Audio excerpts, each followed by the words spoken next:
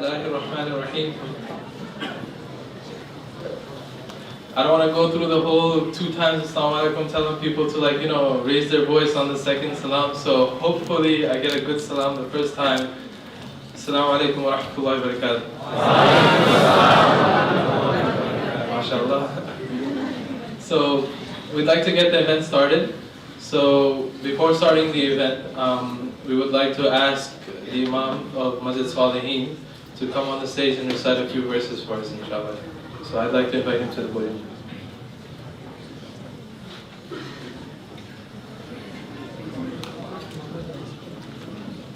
Assalamu alaikum wa rahmatullahi wa barakatuh.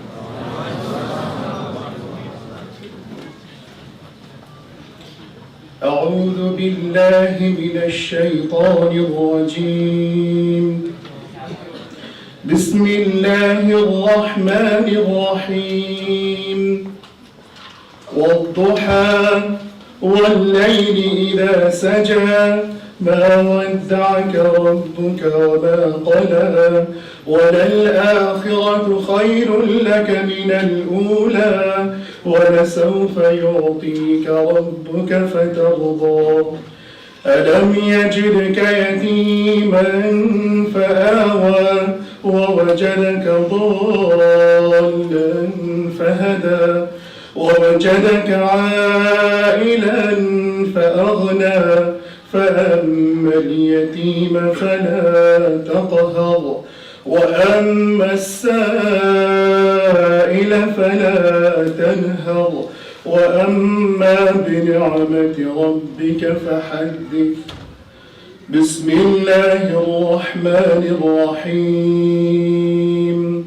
ألم نشرح لك صدرك ووضعنا عنك وزرك الذي أنقض ظهرك ورفعنا لك ذكرك فإن مع العسر يسرا إن مع العسر يسرا فإذا فرغت فانصب وإلى ربك فارغب. صدق الله العظيم. السلام عليكم ورحمة الله وبركاته.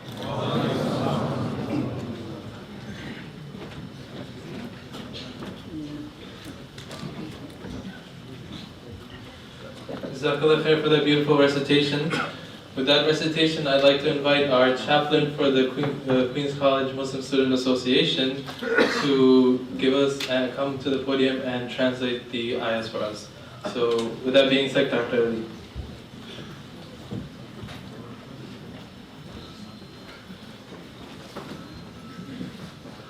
Assalamu alaikum wa rahmatullah. The 93rd chapter of the Quran, Surah Al-Duha. In the name of God, the most merciful, the most compassionate. By the morning brightness and by the night, when it covers with darkness, your Lord has not forsaken you, nor has he become displeased. And surely what comes after is better for you than what has gone before. And your Lord is going to give you, and you will be satisfied. Did he not find you an orphan and give you refuge? And he found you lost and guided you, and he found you poor and made you self-sufficient. So, as for the orphan, don't oppress him. And for him who asks, don't repel him. But as for the favor of your Lord, do announce it. And the second chapter, the Imam read, was the 94th chapter of the Quran, Inshra, Surah Inshra. In the name of God, the most merciful, the most compassionate. Did we not expand for you your breast, and we removed from you your burden, which had weighed upon your back? and exalted for you your esteem, for indeed with hardship will be ease. Indeed, with hardship will be ease. So when you have finished your duties, then stand up for another, and to your Lord direct your longing. Thank you.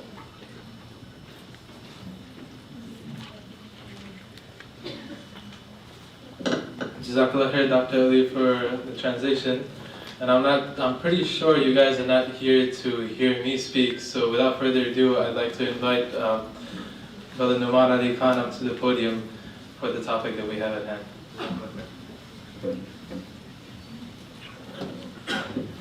Assalamu alaikum wa rahmatullahi wa barakatuh. How's it going, Queen's College? Alhamdulillah. Alhamdulillahi Rabbil Alameen wa salatu wa salam ala ashraf al-anbiya'i wal mursaleen wa ala alihi wa sahbihi ajma'in. ثم أما بعد فأعوذ بالله من الشيطان الرجيم ولا تهنوا ولا تحزنوا وأنتم الأعلون إن كنتم مؤمنين رب اشرح لي صدري ويسر لي أمري واحلل عقدة من لساني يفقهوا قولي آمين يا رب العالمين ثم أما بعد. I'd first like to explain my motivations for doing this program. Alhamdulillah, with the success of the organization that I'm a part of, with the help of so many teachers and helpers, I have an opportunity to travel quite a bit. But actually, over the recent months, I've actually tried to cut down my travel and travel as less as I possibly can because of campus and family obligations. But, Queen's College emailed, and I just got this weird sense of nostalgia, and I can't explain it logically, so I'm here. So I don't really have a justifiable explanation except that I wanted to come here. And actually, when I did come, I was very grateful for having the opportunity to come because it, as I was mentioning in the khutbah earlier today at Muslim Center, part of our rizq in this world is the people that Allah puts in our life. Friends, teachers, even employers, co-workers, etc. People that you meet in your life that you benefit from, that add to your experience. Even my students, I consider them part of my rizq. Because some students I say, having you was great because it really makes me feel like, now I know why I'm a teacher, because I have students like you, and for the other students I thank them too, because I say at least you taught me sabr. So we learn something from all the students, alhamdulillah. They're rizq for you in one way or the other. So I'm really happy to see familiar faces, alhamdulillah, and hopefully we get some chance to talk afterwards too. Now a little bit about the topic, because the guys at QC actually asked me what the topic should be, and I chose this strange topic on purpose. And that is, the Qur'an's remedy for sadness. And I want to share my reasons for that too before I begin talking to you folks about it. I felt for quite some time that the sacred text, especially the Qur'an, and this is actually occurring with the Sunnah also, for a long, long time, at least the way I was exposed to Islamic literature and Islamic discussions, that it is a very ilmi, like a knowledge-based approach to the literature and to our sacred text, and it's actually in some sense removed from our personal experience. And sometimes people go through things and emotions in their life, challenges in our personal lives. All of us have them. Every one of us has different sets of challenges with friends and family, especially with family. And the average Muslim might even start thinking like, the Qur'an, which is of course dealing with bigger things, is probably not dealing with how I'm feeling. It probably is not the place to go to figure out my emotional issues, my personal issues. The Qur'an can't be that specific. And so that's actually an idea I'd like to counter, and I'd like to try and present an alternative narrative. That the Qur'an, in fact, addresses pretty much every dilemma the human being goes through. Every human being goes through either physical, moral, spiritual, internal, psychological crises. And Allah Azza wa Jalla revealed this book to us and the beautiful sunnah of His Messenger sallallahu alaihi wasallam to actually help us navigate these crises, because He made us with these emotions. When I was a student of psychology, incidentally I studied psychology here at Queen's College many, many years ago, and one of my professors, when studying abnormal psychology, even said at the end of one of his lectures, because I was really intrigued, every time he would give a lecture about abnormal psychology, depression, or especially depression, anxiety, things like that, I'd have a discussion with him afterwards because the parallels I saw with what he was saying and what I've been studying from Quran. And in one of his just candid moments after the lecture, He just said, let me pull you to the side, let me tell you something. Human beings are just so boop, boop, boop, flawed. That's what he told me. And that's actually a pretty good summary of how Western civilization looks at human personality. Human beings are essentially flawed, right? And let's just try to patch up those flaws with pills or psychotherapy or whatever. One way or another, let's patch up this broken human being, this broken creature that has so many issues and so many problems. Now, you might think, if you look at the world around you or even at your personal life, that yeah, you know what, there seems to be quite a bit of overwhelming evidence that human beings are flawed, that we are broken in many ways, that we have these weird quirks and we can't find the solutions for them. But as a matter of fact, Allah Azza wa Jal, on the contrary, teaches us in the Quran that He created us in the highest, with the most nobility, and in the best possible upright form. And the interesting word, probably all of you know the ayah, لَقَدْ خَلَقْنَا الْإِنسَانَ فِي أَحْسَنِ تَقْوِيمٍ. لَقَدْ خَلَقْنَا الْإِنسَانَ فِي أَحْسَنِ تَقْوِيمٍ. The word taqweem deserves a lot of attention, because it comes from the origin of the word qama, which means to stand. And taqweem is to make something stand and keep it standing. And it's actually used in when building structures. It's used when you put structures together that aren't supposed to fall apart. So if your kids are playing with blocks, that's not taqweem. Why? Because you can just knock it over. Chances are they themselves will knock it over, but that's not taqweem. But a built structure that's not going anywhere is built with taqweem. And taqweem, because it's muta'addi, no linguistics lesson here, just really quick. Taqweem, what that does in the Arabic language is Allah Azza wa Jalla is taking credit for making us upright, for building us in a firm way. That the human being is actually built on very firm foundation, and Allah takes pride in that in the Quran. He takes pride in that. Before He even makes that statement, he swears, He takes several oaths. وَالتِّينِ وَالزَّيْتُونِ وَطُورِ سِينِينَ وَهَذَا الْبَلَدِ الْأَمِينَ Then لَقَدْ خَلَقْنَا الْإِنسَانَ فِي أَحْسَنِ تَقْوِيمٍ. And in that ayah also, خَلَقْنَا, you see the nahnu, we created the human being.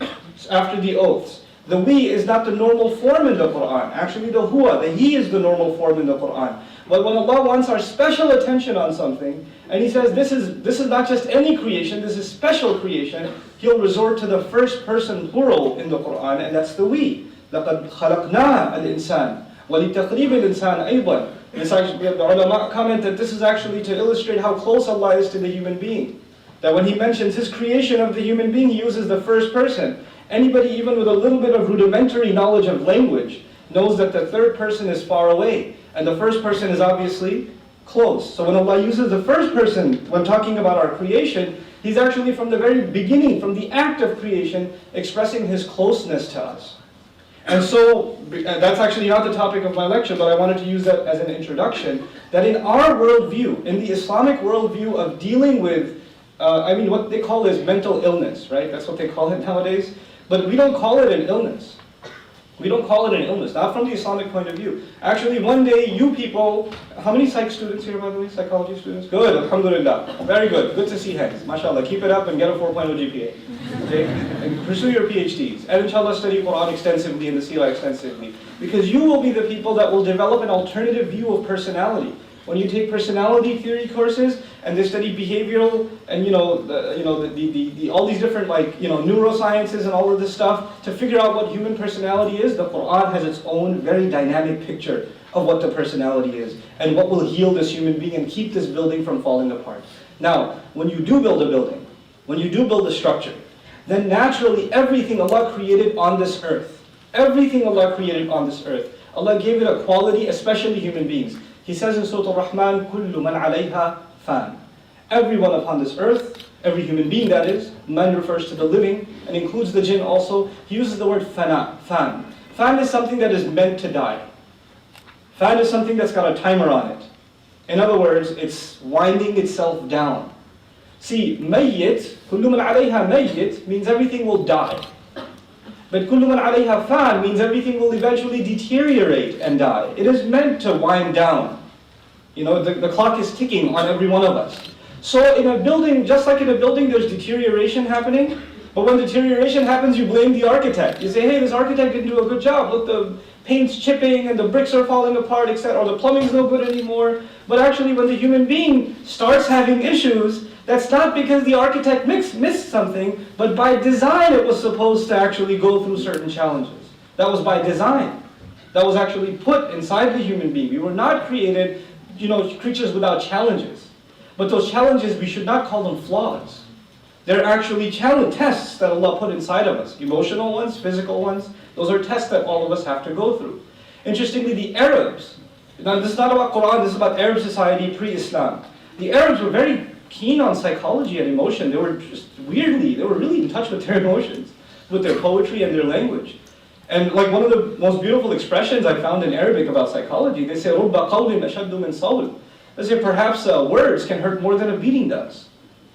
They understood that words can actually have an impact on, not physically, you're not injured, you're not bleeding when somebody says mean things to you, but they can tear you down. They can make you not want to get up in the morning. Words can be enough to make somebody suicidal. It happens. Words are a very powerful weapon. So they said, رُبَّ قَوْلٍ أَشَدُّ مِنْ صَوْلٍ. It was better off you give me a beating than said those words to me. And I'm sure all of you probably have experienced some level of that, like words hurting your emotions, right? So now let's turn to the Quran, inshallah ta'ala, and specifically one of those areas, sadness. One of those emotions that obviously troubles every one of us, and it's a part of our life. How does the Quran deal with it? First and foremost, and this is again for those of you aspiring to contribute, and this is what all of you should be thinking, especially those that are going into the psychology field. I'll try to divide my talk here. This introduction was the rant part, so it doesn't count. So now the talk begins, and I'll try to divide it into 3 parts. My talk into 3 parts. The first part of it is actually just some areas that are worth exploring, especially for students of psychology, counseling, people that are going to be in the work of maybe helping others, imams in training, imams that get a lot of people with emotional issues coming to them, or if you're going, inshallah, eventually into the work of youth counseling, or you're in the position where you're offering people advice, things like that, then here are some things from the Quran that you might want to pay attention to, especially dealing with the subject of sadness and depression. The first word used in the Quran for sadness is al-gham. There are several words used, and the first in the Quran we find is al-gham. Ghayn, mim, mim are the root origins. The same word is used, a variation of that word is ghamam, which actually means clouds in the sky. And if clouds remain and no sunlight is able to break through, that kind of a cloud is called ghamam. Sometimes you have clouds that light comes through. Sometimes you have clouds that light is completely blocked, right? And if that remains for a long time, it can get pretty depressing. Right? If the weather remains cloudy for an extensively long amount of time and you don't see sunlight, then it gets pretty depressing, which explains the psychological state of most of the people in the United Kingdom, because it's cloudy most of the time, right? But, and it's weird, like Seattle has a really, weirdly high suicide rate. I'm not saying there's a correlation, but it's always cloudy, It's one of the highest suicide rates in America, and even though it's a beautiful state, nature, the environment, the architecture, it's a clean city, And but regardless, it's got some major issues. It's weird. But there is a connection, and it's found in virtually every society. Happiness is associated with a shiny, bright day, and sadness is associated with what? Dark clouds. And even it makes its way even into literature. So people say things like, there's like a dark cloud overhead. There's like, when my husband comes home, it's like a dark cloud over the house, or something like that, right? So this is not just limited to ancient Arab discourse, but they were very human, and there are some things we share with them, right? The idea of brightness and light being associated with happiness. Even nowadays, they have these like multi-million-dollar pharmaceutical companies that sell antidepressant pills, and they spend millions of dollars in their advertising industry, and they're showing a lady walking in the sun. And when she's depressed, there's a cloud over the sun, and she's sitting there. Do you have bad thoughts? Take this pill. And then in the quick credits at the end, or the disclaimers at the end, might make you suicidal. And then they move on. Yeah, I'm not sad anymore because I'm dead. But anyway, so ghamam is actually a state of unrest. Ghamam is a state of unrest. And going back to the analogy of the clouds, the word gham describes in the Arabic language a kind of sadness where the bad thing hasn't happened yet, but you're anticipating it to happen. Because if there's a lot of dark clouds forming, what does that mean for the Arab? Well, that means maybe a storm is coming, some tornadoes coming, right? People before us were a lot more in touch with nature. We're so into our technology, we don't even look at another person's face. We're just stuck in our phone. But people before looked at the sky all the time, and when they saw a lot of dark clouds, it was like they were anticipating something bad to happen. Lightning to strike, thunder, rain, something could happen. And in some cases good, but in many cases bad, right? Now, this word is used in the Quran in a very particular context. And I'm not here to discuss every context of every word with you, but what I'm here to suggest is that if a study was made of, for instance, a kind of sadness where you're anticipating things to get worse, then the word gham is used. How is it used in the Quran? What situations did Allah describe gham with? And the study of that, how will that help me deal with someone who keeps thinking the future is bleak, who never sees the bright side of things, who's always looking at the glass as half empty, someone who's pessimistic all the time, negative all the time. Don't look at the person next to you. But but you can have people like that are always downers. They're never happy. They can't just see something, they can't see the good side of something. They have to see the bad side of something, right? And that is a particular quality of gham. If you have too much gham, that's the kind of person you become. The next term, very popular term in the Quran, commonly used is al-huzn. Al-huzn, and the root letters for that are ha, za, and nun. And this is for one to remain unhappy or uneasy about something. You're not settled about something. It's keeping you from going to sleep. You keep worrying about something. It's actually the opposite of farah. Farah actually means you can't sleep because you're too happy. That's farah. It's the exact opposite. Now you can't sleep because you're too sad. You're too depressed. You're too worried. You keep thinking about something and it's not letting you go. Maybe you've been looking for a job for a long time. You can't find it. It's all you're thinking about. You're driving, you're thinking about it. Maybe you were, about to get married, and 2 months before the marriage, the other family said, "No, we don't like you anymore. Assalamu alaikum." And you're in depression. Like I had everything set. You printed the cards. It was up on my Facebook page, and now we have, aliansara.com, and paid for 1 year's hosting on that. So where am I going to find another Sara now? It's crazy, but. But the idea is that it's something that is that it sets on you. Huzn, the ulama say, like ulama al-lugha, the linguists and the people of lexicons, they say that huzn is an onset. It sets into a person after an incident. Something happens, and as a result, you become depressed. You were hoping something worked out your way, and it didn't work out your way. Like the old examples you find in the ancient books are like the farmer who was looking forward to his crop, and a month before he's going to harvest, a storm comes and destroys the entire farm. All his hopes are torn down, and his entire year's labor is taken away from him, right? So you have high hopes for something, and you're looking forward as something is going to bring you joy, and it ends up bringing you a great deal of sadness. Huzn is actually one of the most common words used to describe sadness in the Quran. So it requires a study in and of itself. But one ayah at least deserves our attention. Very beautiful. Allah Azza wa Jalla says many times in the Quran, La khawfun alayhim. You can finish this one for me. La khawfun alayhim. Wa la hum yahzanun. Very common in the Quran. Right? And the language of this ayah is remarkable. But I'll give you just a little bit of commentary about the language of this ayah. Wa la hum yahzanun. The word hum in the ayah is actually an addition. So you can linguistically say wa la yahzanun. You can just say وَلَا يَحْزَنُونَ, but Allah says وَلَا هُمْ يَحْزَنُونَ. And this is done in the Arabic one of the rhetorical devices, the purpose of which is al-ithbat ala ghayr al-fa'il, to allude to someone who's not there.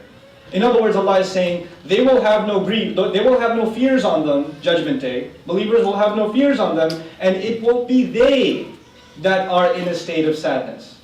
It's not them that are going to be in a state of sadness. What does that seem to indicate? If it's not them that are in a state of sadness, that means somebody else is going to be. The hum there actually indicates somebody else in between parentheses. That's the beauty of the Arabic language.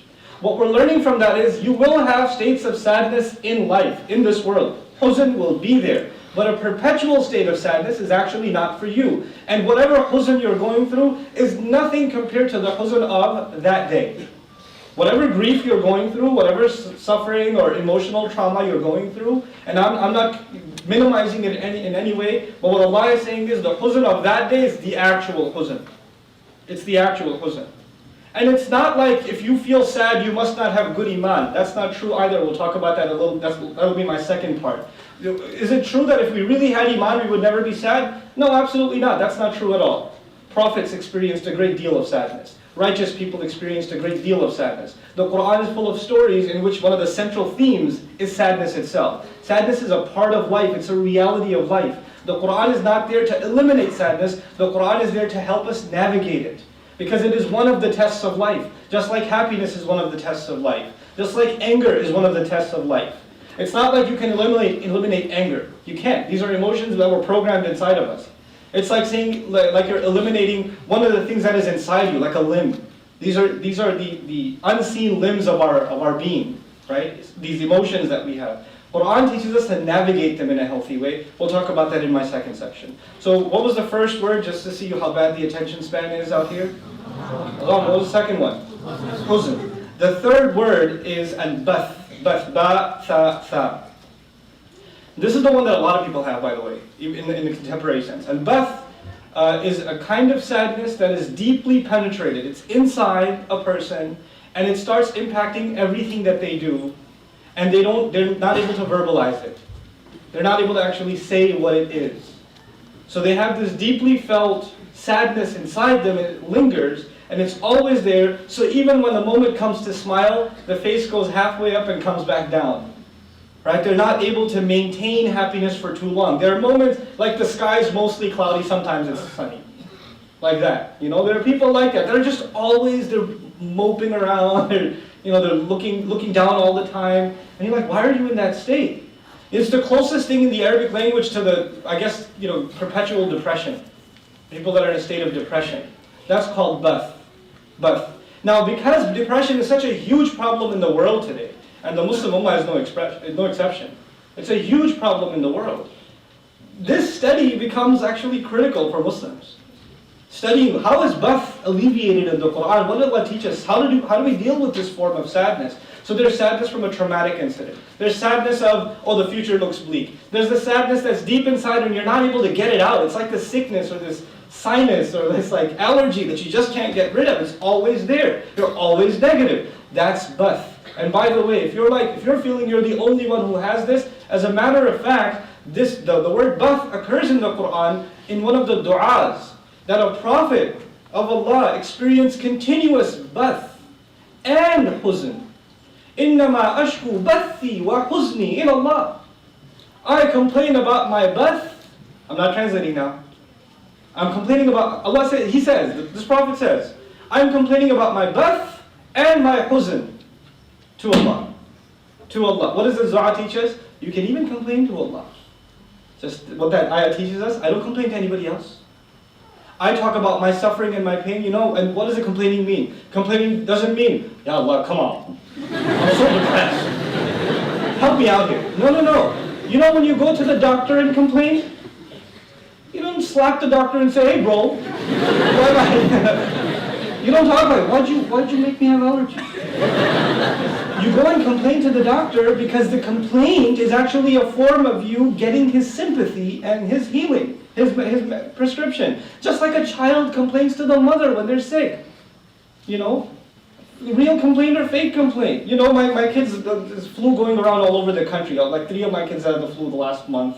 So 3 girls go to school in the morning, 2 of them are sick. One of them has someone gets, oh, my stomach hurts, my stomach hurts. The other one's just fine a second ago, and she goes, actually, I'm going to join the Ummah. My stomach hurts?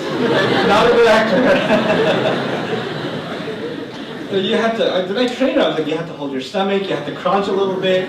You shouldn't have made eye contact, because now you're checking for validation, it's not genuine. If you're going to act, then, come on, just like put a little work into this. And it could have been a lot better. You could have sold this to your mother so much better. I don't tell her that in front of her mother, but on the side, look, you need to work on your, my stomach hurts. You have to be a little more genuine. But the idea is, when a child is complaining to the mother, my stomach hurts, the child is not saying, you caused my stomach ache. The child is saying, who else am I going to whine to? And when do you whine? You whine when you're with the beloved. You don't whine in front of anybody else. You whine in front of the beloved. In fact, the people that you have a stiff relationship with, when they come and ask you, how's it going? You say, alhamdulillah, everything's good. It's okay. No, I'm okay. Why? Because they're not close to you. But when you go home to your mother, They say even الرجل في بيت أمه صبيان. They say that in Arabic. They say a man in the house of his mom turns into a baby. Big guy goes to visit his mother, goes inside the house and turn into somebody else. You're going to turn into mush. Doesn't matter if you're 40 years old. When you're with your mom, it just comes out. That's what the ayah is teaching us actually. That the prophetic prayer is when that kind of sadness, you just don't feel like anybody will understand. Nobody will hear what you have to say. Nobody can relate to what your problem is. And at that, the only one you go, the one you can turn to that understands you totally, that's إِنَّمَا أَشْكُو بَثِّي وَحُزْنِي إِلَى اللَّهِ. That's for the person who feels like I have nobody to talk to. That dua was given. It's such a beautiful gift in the Quran. So we've got 3 words so far, gham, huzn, and bath. Then there's the word wail. Wail. And wail is used to express when someone feels like they're cursed. Like they just have bad luck. And this is used for oneself and others also. When you curse somebody in Arabic, don't do it, but I'm saying, when a person curses someone in Arabic and wishes the worst upon them, they say waylak. Waylak. Okay? And wayli is also, ya wayli, is also used. Ya wayli means, or ya waylata. Ya waylata and waylati. There's several variations of it. Those variations mean, I feel like I am damned, I'm cursed. That everything I do turns to poison. Nothing I do works out. You don't have any confidence left in anything coming, bearing its fruits. You don't feel like anything you do will change the situation. You become hopeless. And you're utterly hopeless, and at that point you feel like there is no good fortune coming my way. There is no hadh. There's no hadh means good fortune. It's not coming my way, and that's when you feel wail. Wail is also used for shock, but it's also used for that kind of sentiment. That I'm suffering from wail, I'm cursed, I'm damned. And this is one of the worst words of the Arabic language. It's actually one of the words describing a place in hellfire. Which is interesting, right? Because Allah is describing hellfire with something that's also used to describe psychological torture. Right? He's describing hellfire with a word that's actually not physically painful, but it's actually emotionally painful. And it makes you understand when you're sitting in a psychology class and Psych 101, your professor says, sometimes psychological pain is more painful than physical pain. And you're like, really? I don't know. I'd rather feel sad than get my arm chopped off. You haven't experienced possibly wail, and thank Allah for it.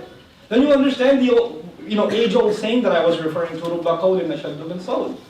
So wail is a very deep level of sadness, and it's when a person feels like they're cursed and there's no good coming in their way. A modern manifestation of that I've personally seen through emails that I just simply can't answer because emails are not a way to give people psychological advice. It's dangerous actually. You don't even know who's messing with you on the other side of that screen.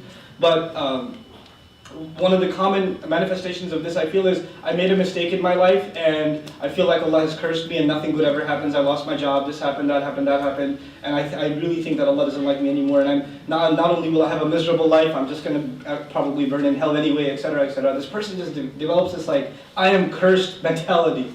Even if they don't say the word cursed, everything they say sounds like they are convinced that they are somehow cursed, And that's a very, very, very powerful and very dangerous state for us to be in. May Allah protect us from it. Then there's asaf. There's asaf. In the Arabic when you say, I'm sorry, you say, أنا آسف, أو أنا متأسف جدا. Actually, some argue that the root origin of this word is not even Arabic, it's actually Hebrew. And it's one of the derivatives from which we get the name Yusuf, alayhi salam, which is close to Yutsaf, which means he was given sadness.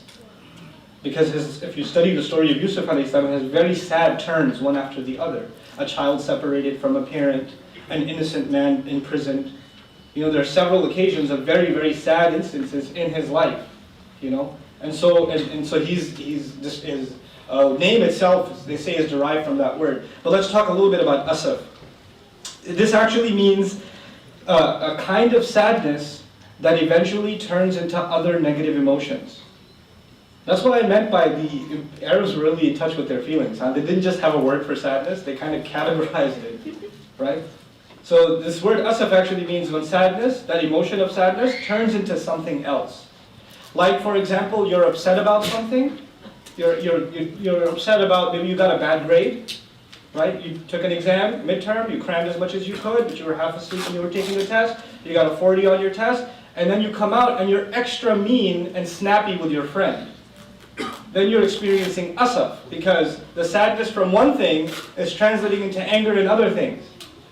And this word is actually a pretty good indication of how we substitute or project our... Are you giving me a license plate number? Okay. You're trying to help me out here? Okay. Because somebody's in here and they're trying to get out.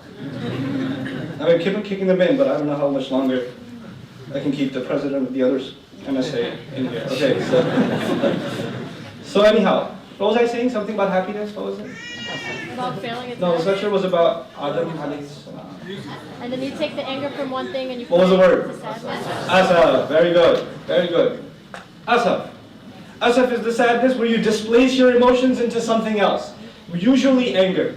Usually comes out in the form of anger. So I'm on the phone and I'm driving home, hands-free, and I'm on the phone, I'm driving home, and somebody calls and says, you know the contract we agreed to and the payment you spent, we accepted the payment, but we're not sending you the goods. And I'm upset. I'm upset. And when I get home, first kid that runs and tackles me, I say, where's your homework? I just displaced my upset from outside, from the car, to the home. This is asaf. Asaf. And actually, interestingly enough, this is the word used when Musa alayhi salam came down from speaking to Allah and his people were worshipping the calf. And he spoke with who? Who did he have a yelling at? Harun alayhi salam. Allah says when he came ghadbana, he came angry, asafan. Asafan. Which means he was going to take that anger and what? Displace it. And what do you find in the story? He grabs his brother's head. He grabs it. It turned that anger or that sadness actually got displaced to something else. And that's a phenomenon Quran deals with. Then of course the final one is al-asha. Asha, the root letters for that are hamza, sin, and alif. Or ya, you can say it's a ya. And this is regret really. Regret or sadness over an opportunity that was lost. Or an opportunity that was, I could have done that. Oh, I didn't do it. Didn't work. You're looking back and you keep beating yourself up over what you could have done, and you was right there. If you just did it, things could have been so much better. Why didn't I take that opportunity? A lot of times, people when they email me, especially with the subject heading being sadness or depression or something, usually has to do with relationships. There was a sister, I wanted to marry her, and I should have proposed, and then she married someone else, and I'm sad every day, and I keep thinking about how I should have got the guts and talked to her dad, and I didn't do it, blah, blah, blah. This is al-asaf. But it's also a kind of sadness that's not just on opportunities lost, but it's also a kind of sadness that expresses when you did something bad in your past, and you feel like that bad deed you did, whatever it is, don't tell me, whatever it is going to affect negatively everything you do in your future. Like your mistake from the past is going to negatively affect everything you do in your future. This word is al-asad. This is also used in the Quran. And this word, it's important for Muslims to understand because we're living in a time where the opportunity to do really bad things very, very easily has been made convenient, right? So we can do pretty bad things, spiritually speaking, to ourselves and damage our souls with very little effort. And when that happens, then we get into a state of depression. What kind of scum am I?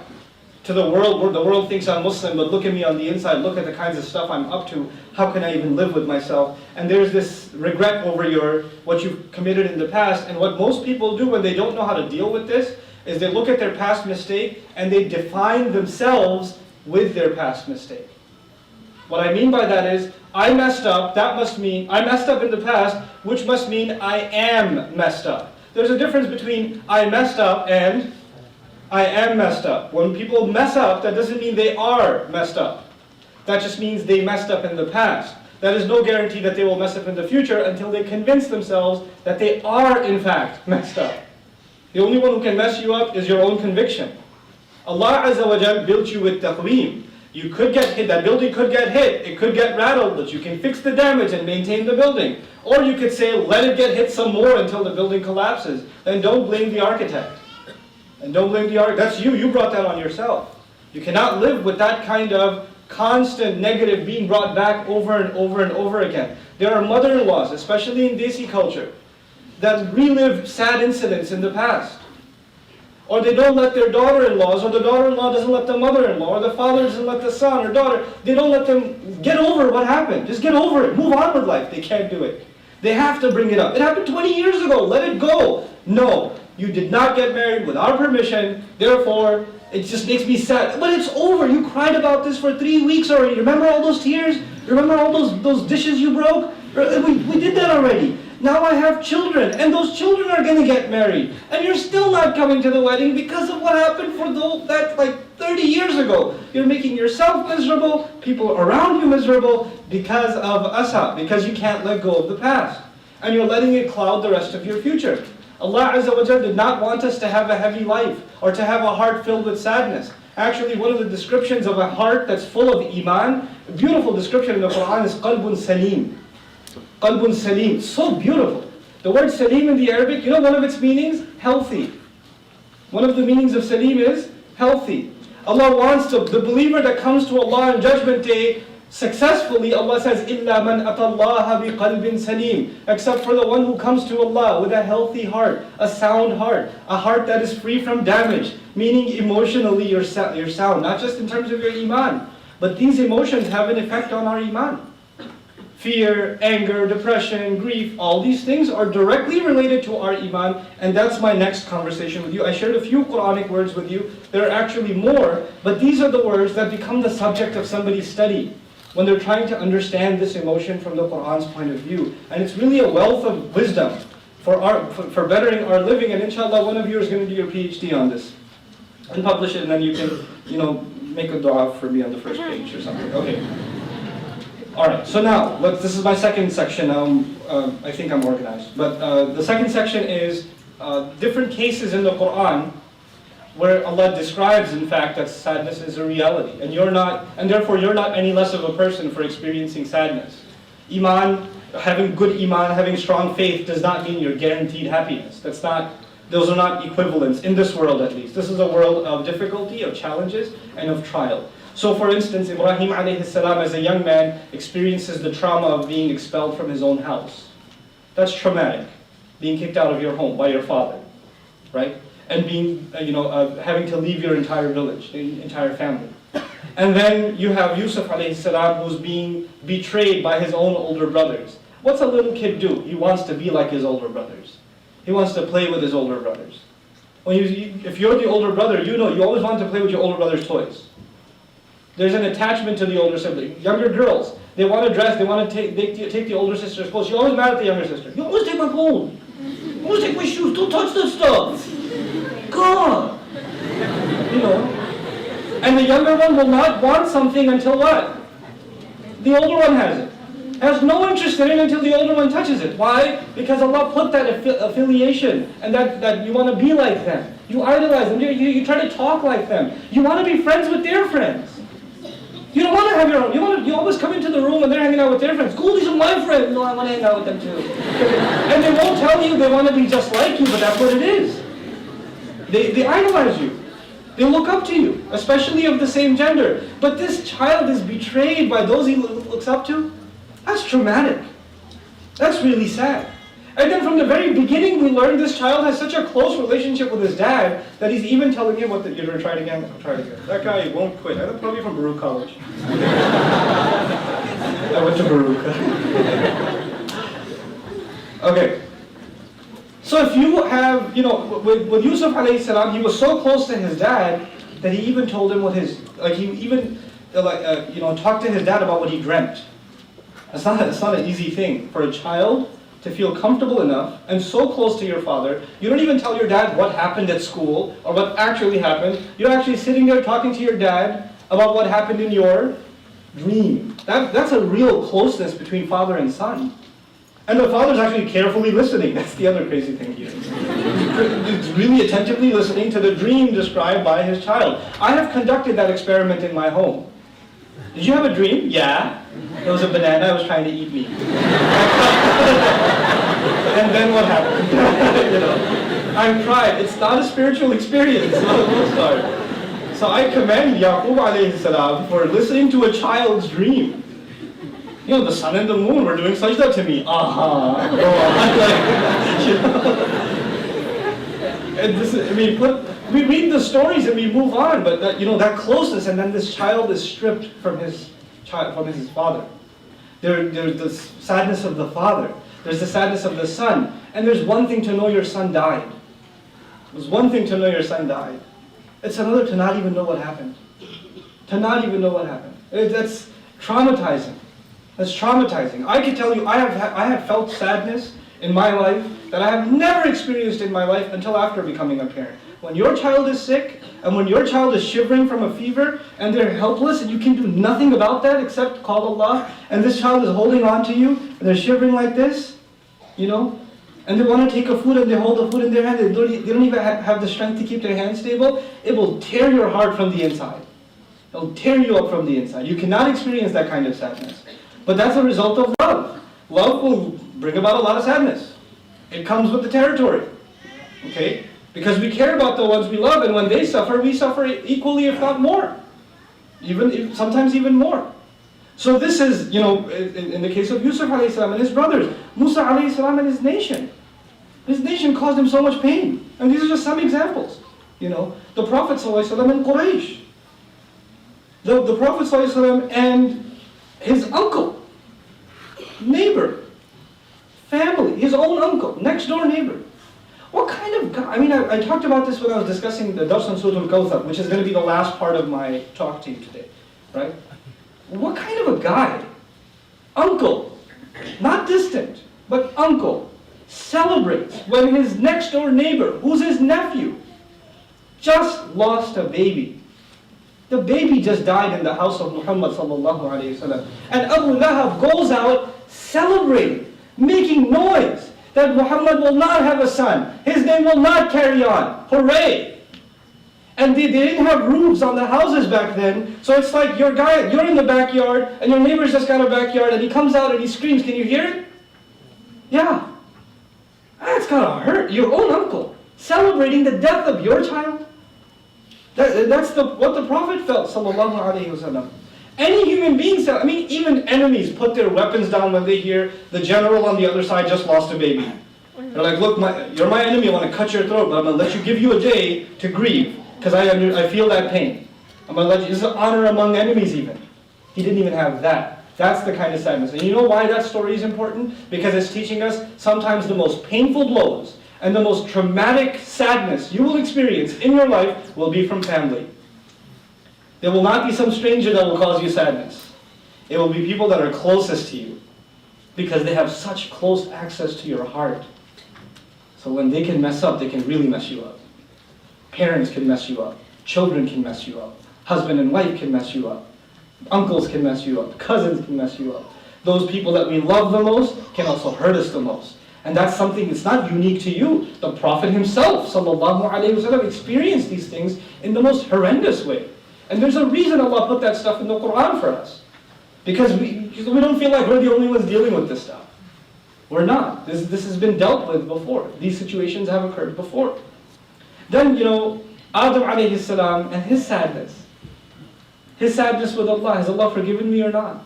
I was in Jannah just a couple of minutes ago, and now I'm where? On the earth. Kind of wandering around, figuring out what to do. Last thing I know, Allah was not happy with me. I did something I shouldn't have done. Are people in that position ever? That they did something that they shouldn't have done, and then life takes a bad turn, and they start thinking, maybe I've done something wrong? That's a study of Adam alayhi salam's situation. He was in that situation. How do I know if Allah has forgiven me or not? And Allah gave him a gift. People come and ask, how do you know if Allah has forgiven you? How did Adam know if Allah has forgiven him? He didn't. Then Allah gave him a gift. Allah gave Adam alayhi salam a gift. Allah says, Allah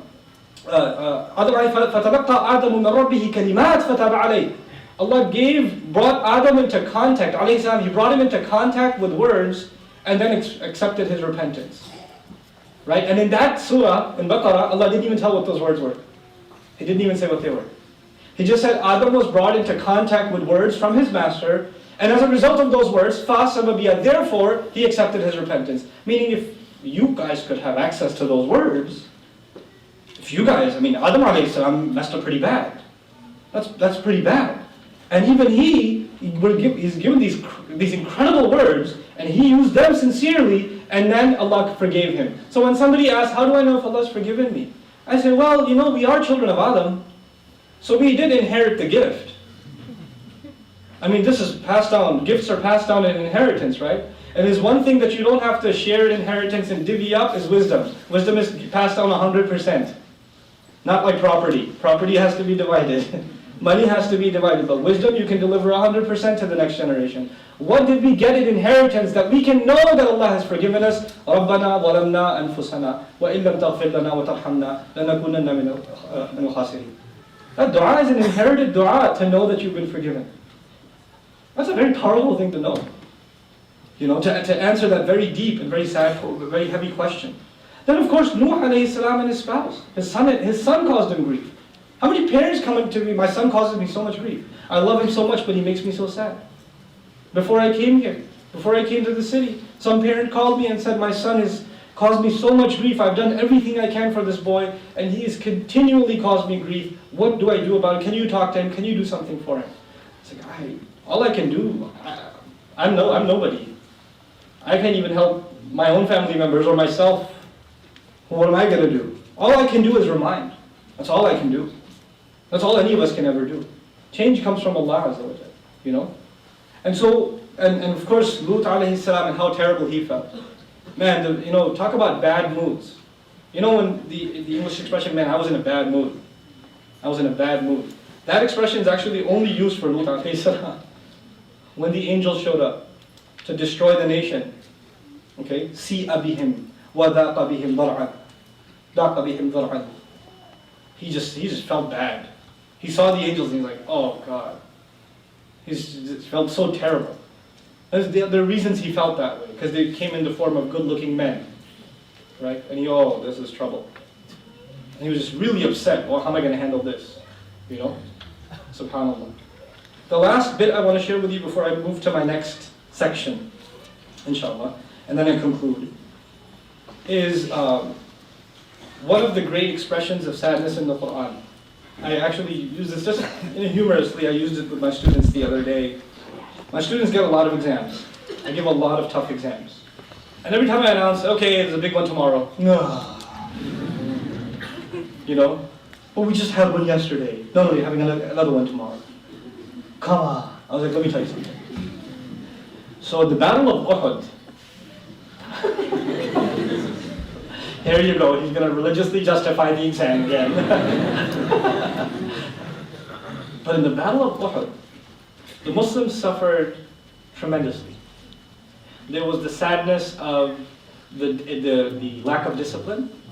There was the sadness of the loss of strategic, very important Muslim leaders, 70 of them. There was the sadness of the rumor spreading that the Prophet's been killed.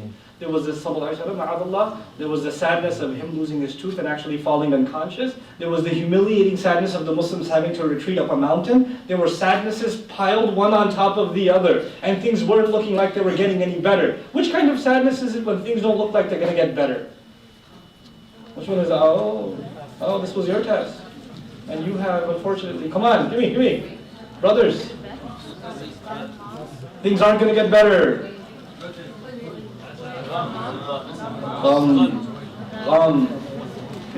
Clouds ain't going away. Bad things are going to happen. Allah says, فَأَصَابَكُمْ غَمًّا بِغَمٍّ. I hit you. I targeted you with gham after gham. I targeted you with gham upon gham upon gham upon gham upon gham. Why? لِكَيْ لَا تَأْسَوْا عَلَى مَا فَاتَكُمْ. So you stop worrying so much. So you stop worrying about what you lose. You stop becoming sad. That's so. The other word for sadness is used now, right? So to look back and regret. Oh man, this bad thing happens, which means the next bad thing will happen, which means there's a domino effect. Allah says, I gave you so much calamity, so you'll learn. So you'll learn not to think that the next thing is going to be bad also. Why? Because, and this is how I explain it. When somebody has one problem, they're depressed. When they have two problems, they're even more depressed. When they have 200 problems, they just go, It's all good, bro. It's all good, homie. Once you get that many problems, ain't no problem. Whatever. Allah says, I hit you with so many problems, so you stop worrying about your problems. So you realize you're not in control. Allah is. And just chill out. Stop trying to control everything. SubhanAllah. So this is one of the last things I wanted to share with you. Now my final section of this discussion. And that is, I mean personally, even though there's more elaborate descriptions and divisions made by scholars, classical scholars, of sadness, I would like to describe or divide, generally speaking, the emotion of sadness into three categories. There's sadness that you brought upon yourself as a result of something you've done. It's your fault, and you know that. That's sadness you brought upon yourself. Then there's sadness brought upon you by others. Something they said, something they did, something, something somehow they had an effect on you, and that brought sadness upon you. And the third circumstance of sadness is a sadness that's a result of a circumstance. You can't even blame a person. It could be something like a car accident. It could be like an earthquake. It could be anything. It could be a sickness. It could be whatever. And these kinds of, so there are these three circumstances. In the first circumstance, what was it again? What was the first circumstance? Something you've done yourself, and you're depressed about something you did. A lot of people have that. My recommendation is for you to carefully study the dua made by Musa alayhi salam. And you'll notice, as I talk, you'll notice that I keep trying to illustrate to you, the subject of my talk was the Qur'an's remedy for sadness. There's not one, there are thousands of remedies in the Qur'an for sadness, but I keep alluding to the fact that every time I get close to talking about a solution, what comes up? Dua. Every time I start talking about a solution, what comes up again? Dua comes up. Adam alayhi salam was sad. What did Allah give him? Allah gave him a dua. You have Ilyas alayhi salam, really just in a state of depression, sadness, and he says, I will only complain to Allah Azza wa Jalla. Right? So you have these prophetic situations, and they all turn into du'as. Now this dua is which prophet? When you made a mistake yourself? Musa alayhi salam. I'm sure you've done some pretty bad things, but I'm pretty sure you didn't punch a guy and he died. Don't raise your hand, please. There's police here. Just relax, okay? They're not here. You do not have to check. Okay. So, Musa alayhi salam has done this really bad mistake. And he's, now, those kinds of mistakes can haunt you for life. Soldiers come back from the battlefield having killed innocent people and they end up committing suicide. Really, they're broken psychologically because of the atrocities they have committed. They relive those moments over and over again. When you've done something wrong, you are one of the victims. You're not just the criminal, Allah makes you suffer internally for that. You pay the price. But even if it was an honest mistake, in the case of Musa alayhi salam, that guilt of taking another life is not something easy to swallow. It doesn't leave you alone. But Allah inspired him with this beautiful dua. رَبِّ إِنِّي لِمَا أَنزَلْتَ إِلَيَّ مِنْ خَيْرٍ فَقِيرٍ. That is actually the key to moving on with life. If you've made a mistake and you don't know how to move on with life, learn from the dua of Musa alayhi salam. Master, no doubt about it, me, whatever good you send my way, I am desperately in need. My back is broken, I am not capable. Whatever good you send my way, I can use it. Let me explain what we mean by good here. Good means two things. Ya Allah, give me good opportunities in life. Ya Allah, don't let the mistake I made make the rest of my life a bad experience. Don't give me sadness after sadness after sadness. Give me positive experiences and good opportunities in life. By the way, right after that dua, Musa alayhi salam got a job in the next ayah. Right, he made that dua, next ayah he got hired. And married. One ayah. It's pretty awesome. And that next ayah starts with a fa, which means therefore, the girl came, called him to the dad, he told the story, she said, I'd like to, let's hire him, and the whole thing worked out. But all as a result of his dua. What we're learning that because that little fa in the ayah in Surah Al-Qasas is that du'as can have a serious impact on the rest of your life. Where am I going to find a job? I'm homeless, I'm a fugitive from the law, I ran away from Egypt, I don't even know my way around here, I'm just sitting by a puddle of water. I don't even, my shoes are torn up, my clothes are beat up, I'm sitting under a tree, I don't even know if this tree belongs to someone that kicks me out of here. Next thing, Ya Allah, send some good my way, boom, got a job, married a girl, moved in, 8-year visa, set. Everything, set. 8-year hijab, really, study the ayat, he got an 8-year visa to live in Madian. Housing, everything paid, covered. It was sweet. And what a job interview, it's a side note, but what a job interview. He goes to the girl's father and he says, I killed someone, I run away from there, I'm homeless right now. And 2 minutes later he's saying, you should marry my daughter and you should live here. That just proves Allah makes things happen. You don't make the rishta happen. Right? But anyhow, so that's for you. The other meaning of khayr. That's one meaning of khayr. Bring good things in my life. But the other meaning of khayr that's more relevant to our conversation here. If you have made a mistake in your past, if you've made a major mistake in your past, then the only way to move on is to become desperate to do good deeds. He's asking Allah, Master, whatever opportunity you give me to do good, I will jump on it. I am bankrupt. Like someone bankrupt jumping towards a coin, I will jump towards a good deed. Helping someone, doing something good. Master, just give me the chance, I will do it. I have hurt another human being, I will spend the rest of my life helping human beings. This dua he made right after he helped a couple of girls get some food for, or some water for their animals. Then he sat down and said, Ya Allah, any other voluntary deed, hook me up. If you need me to volunteer for anything else, I'm available. Because I know what I've done in my past, and I know the only way I will know that you have blessed me in my life is if you give me opportunity to do good deeds. If you've done messed up things in the past, the way you compensate for that is you go out of your way to do what?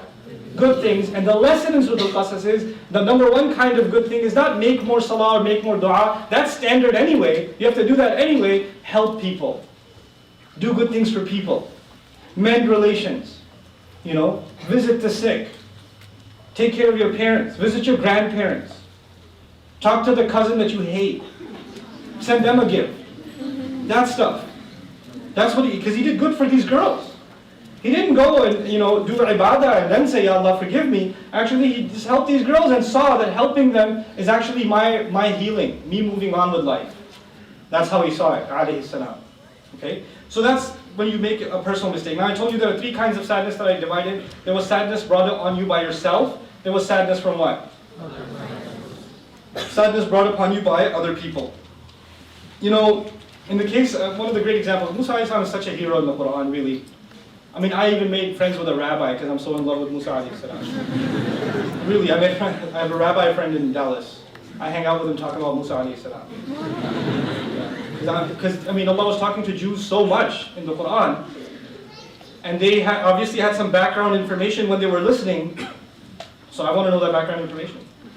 So I say, so what do you believe about Musa alayhi salam? What was going on? And we have some really interesting conversations, the rabbi and I. Some good stuff. We mostly disagree, just so you know. Mostly disagree. And one of our first conversations was, so how did Moses get revelation, alayhi salam? He goes, well, he was herding his sheep and he saw a fire on a mountain. I was like, cool. Was he by himself? He goes, yeah.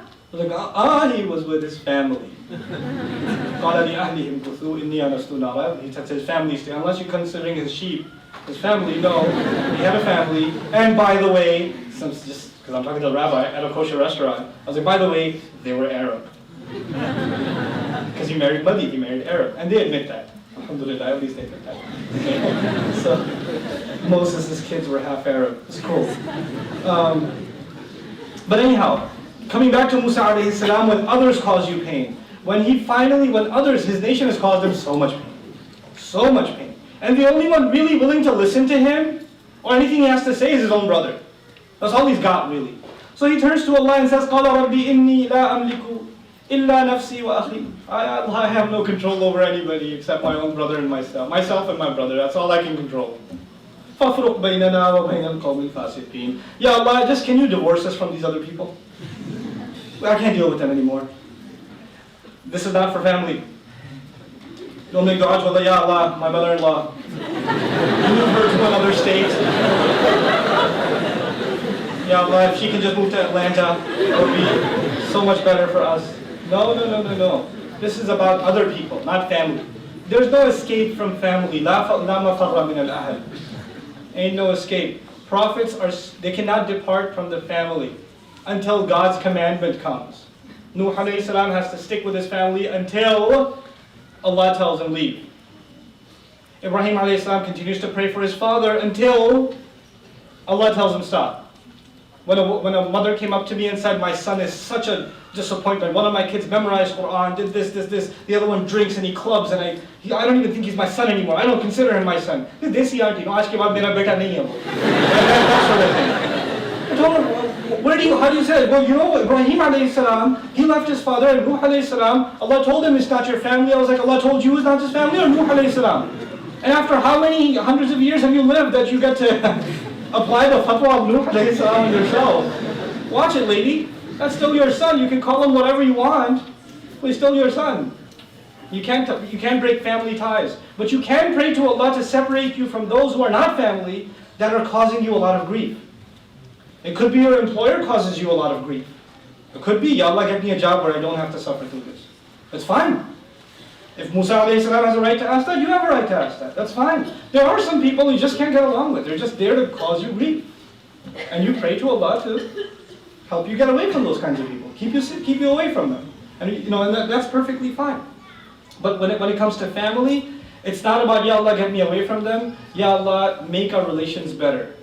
Ya Rabbana hab lana min azwajina wa dhurriyyatina qurrata a'yun waj'alna lil muttaqina imama. Master, make us, grant us from our children and our spouses what cools our eyes. What cools our eyes. And qurra also means in the Arabic language something something that's stationary. So I can't take my eyes off of them. I love them so much I don't want to look away. I love them so much I don't want to hang up. And when you call mom, you say, Mom, I gotta go. And you just can't wait to hang up. Okay, are we done? Okay, can I call you back? Can you call me back? I'm on the other line. I'm really not, but I'm on the other line. That sort of thing, that just means qurrat a'yun is not there yet. You can't wait to see them. That's not the case. That's just not the case, That's the dua we make for family, that those tensions, they go away. Now, the last kind of trauma was what? Last kind of sadness? Caused by? So for most people, when trauma is caused by circumstance, sickness, death of a loved one, things you can't control, right? You know what people do? They have asaf. They have a great deal of sadness that transforms into rage, and usually that rage is then directed towards Allah. In that kind of situation, the people of weak faith, they look at that situation, and then they turn their rage towards Allah. And they say, why did Allah let this happen to me? Why is Allah doing this to me? Why I deserve better? How could He do that? How could He call Himself merciful and loving and caring? And He could do this to me. This is a very common phenomenon nowadays. This third type of sadness. That people suffer and then they blame Allah. People have bad experiences and then they blame Allah. The only people who can do that are people who don't know who Allah is. You had a long distance relationship with Allah and you made a lot of assumptions about Him. And I've come to learn that about relationships in general, not just with Allah. When you have a friend that you talk to every day, you're on the same page. When you don't talk to them for 3, 4, 5 months, then you start making assumptions about how they think. Or what they think of you. It just happens. When you have a distant relationship, you have a lot more misunderstanding. And when even if they call you once in a while, you misinterpret what they say. Why? Because you're not in constant contact. You're not constantly speaking with someone, there's more and more misunderstandings. When we're not in constant communication with Allah, we start developing really, really weird opinions about Allah. Really weak opinions about Allah and what He means to us and how much He cares about us. And then we fulfill what Allah says. أَنَا عِنْدَ ظَنِّ عَبْدِي بِي. Allah in a hadith Qudsi, I am as my slave assumes me to be. If he assumes that I don't care, then I'll fulfill it. If he assumes that I love, I'll fulfill that. If he assumes that I will provide, then I'll provide. You give an attitude to Allah, Allah will reciprocate that attitude. So your life will get worse if you have a bad opinion of Allah. And you brought that on yourself. Because Allah says, I will give you based on your attitude towards me. Your attitude will determine who I am to you. Who is Allah to me depends on me. Because of that promise of the hadith. Now finally, the remedies themselves. I've talked about the different kinds of sadness, and I'm in my last section, I promise. I'm in that last section. And I want to start this section with one of Allah's most beautiful names, Ar-Rahman. Ar-Rahman comes from the Arabic word Rahma, commonly translated as mercy. I don't agree with that translation, much at all. It's actually problematic on many fronts. One of the fronts it's problematic on is mercy is used when you're spared. Like the soldiers showed him mercy. What does that mean? They didn't kill him. When you're playing a game of tag, you ever play the game Mercy even? When does somebody say mercy? Spare me. When the wrestler is holding the guy up in the air, and the guy looks down and he knocks on his head and goes, hey, mercy. What's he asking for? To be spared. Mercy is used in context where something bad is about to happen and then it stops from happening. Thanks for showing me mercy. Sparing someone. So when we think of Allah as merciful, at least in the English language, right? Merciful, we cannot have that connotation. We cannot think, oh, bad things were going to happen, Allah decided not to punish us. No. Actually, the word rahmah in Arabic comes from rahm. And rahm means the belly of the mother when she's pregnant. The womb of the mother. And the rahm is actually, in a hadith, the rahm is tied to rahmah. That Allah says the way you will understand what rahmah is that you will reflect upon what the womb of the mother is. That will give you some idea what rahmah is. And then you might begin to understand who ar-Rahman is. Who Bismillah ar-Rahman ar-Rahim, that ar-Rahman that we call on, who that is. The rahm of the mother, the womb of the mother, all of us were in it at one point in our existence. Did we have to worry about food, shelter, clothing? Were all of our needs taken care of? If there was a problem, who dealt with the problem? The mother did. This womb was our world, and we were wrapped in care and in love.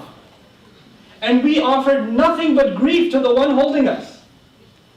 The mother is caused pain by this child. She almost dies giving birth to this child. There is no other scenario in human existence where someone who almost kills you gets all of your love. You should be at least mad at the baby.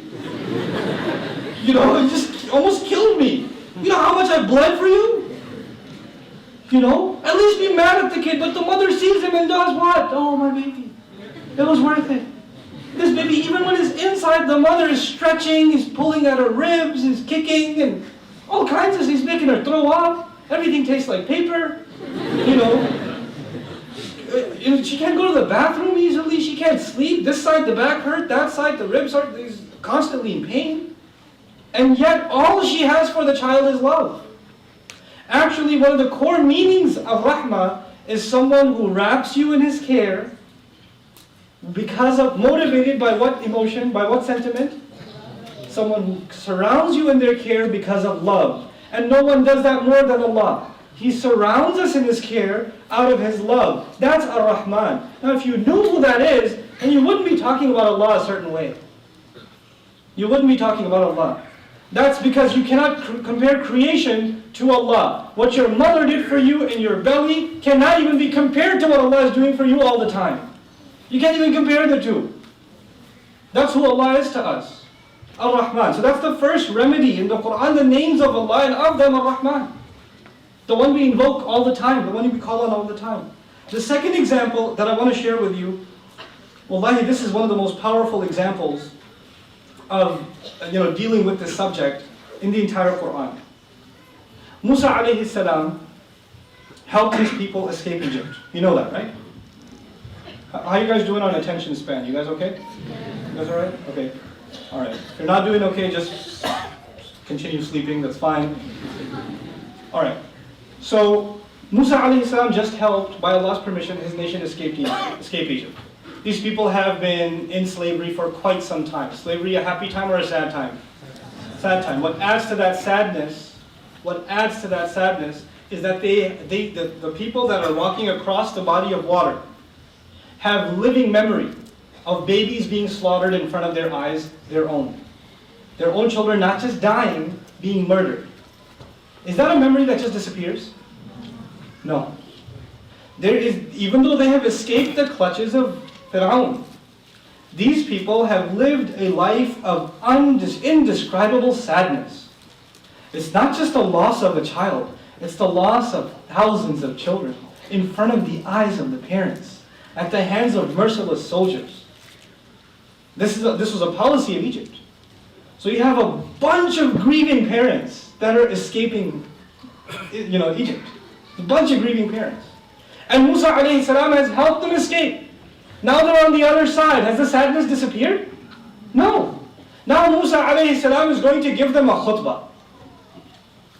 Now you would think in this khutbah he's going to tell them to be patient. Because when someone is sad, what do we usually tell them? Be patient. Nobody ever tells you how.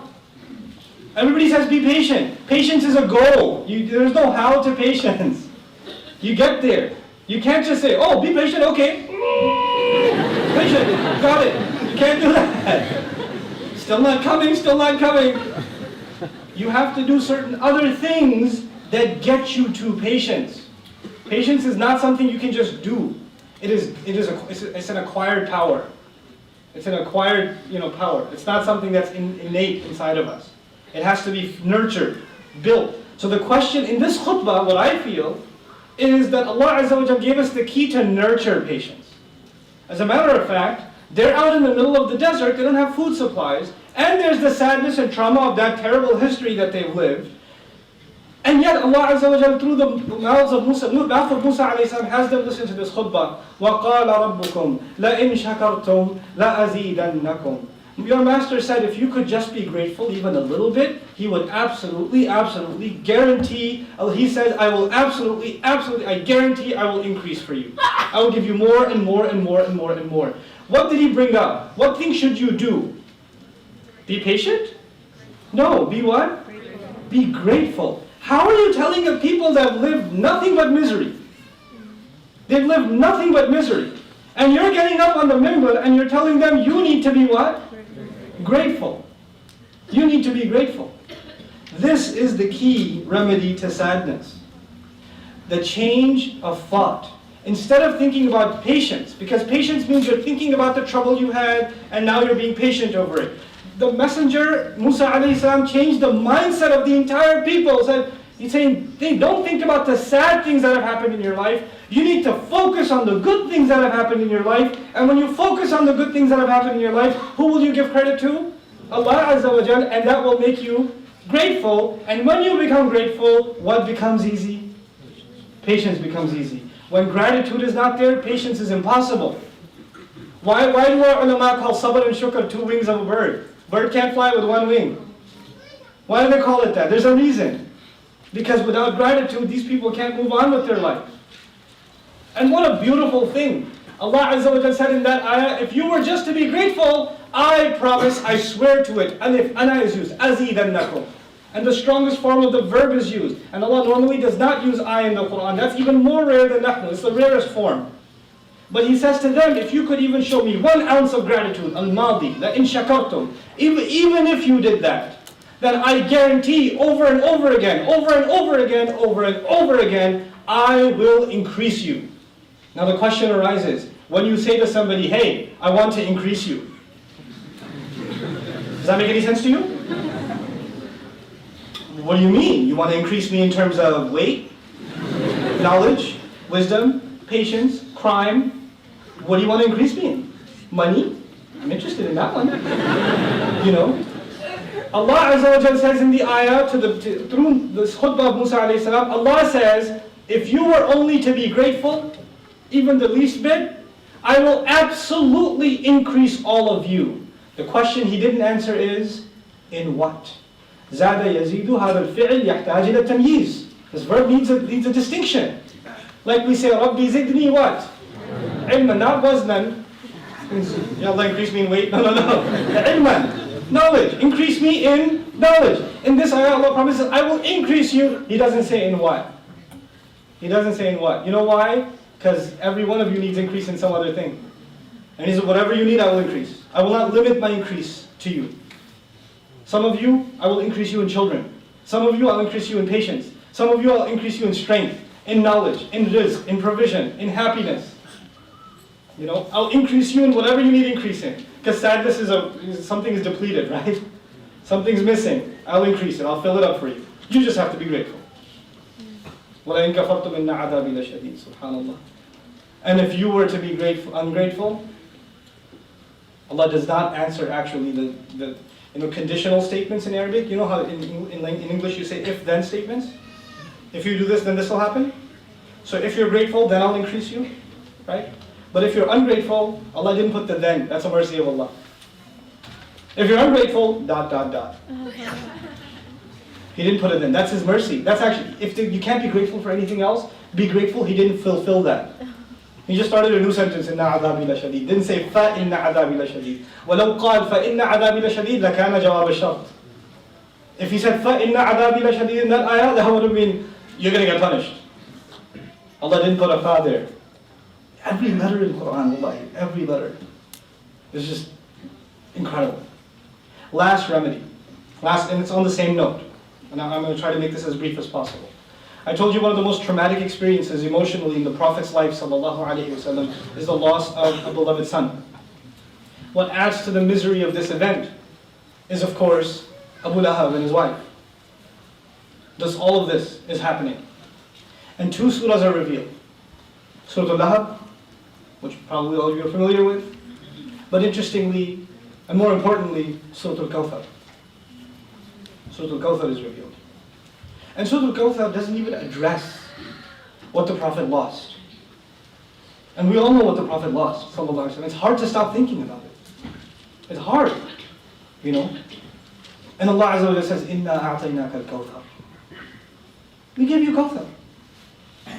We gave you Al-Kawthar. Here you are thinking about what you just lost, and Allah is changing your thoughts entirely and making you think about what Allah just gave you. This is the ultimate remedy of sadness.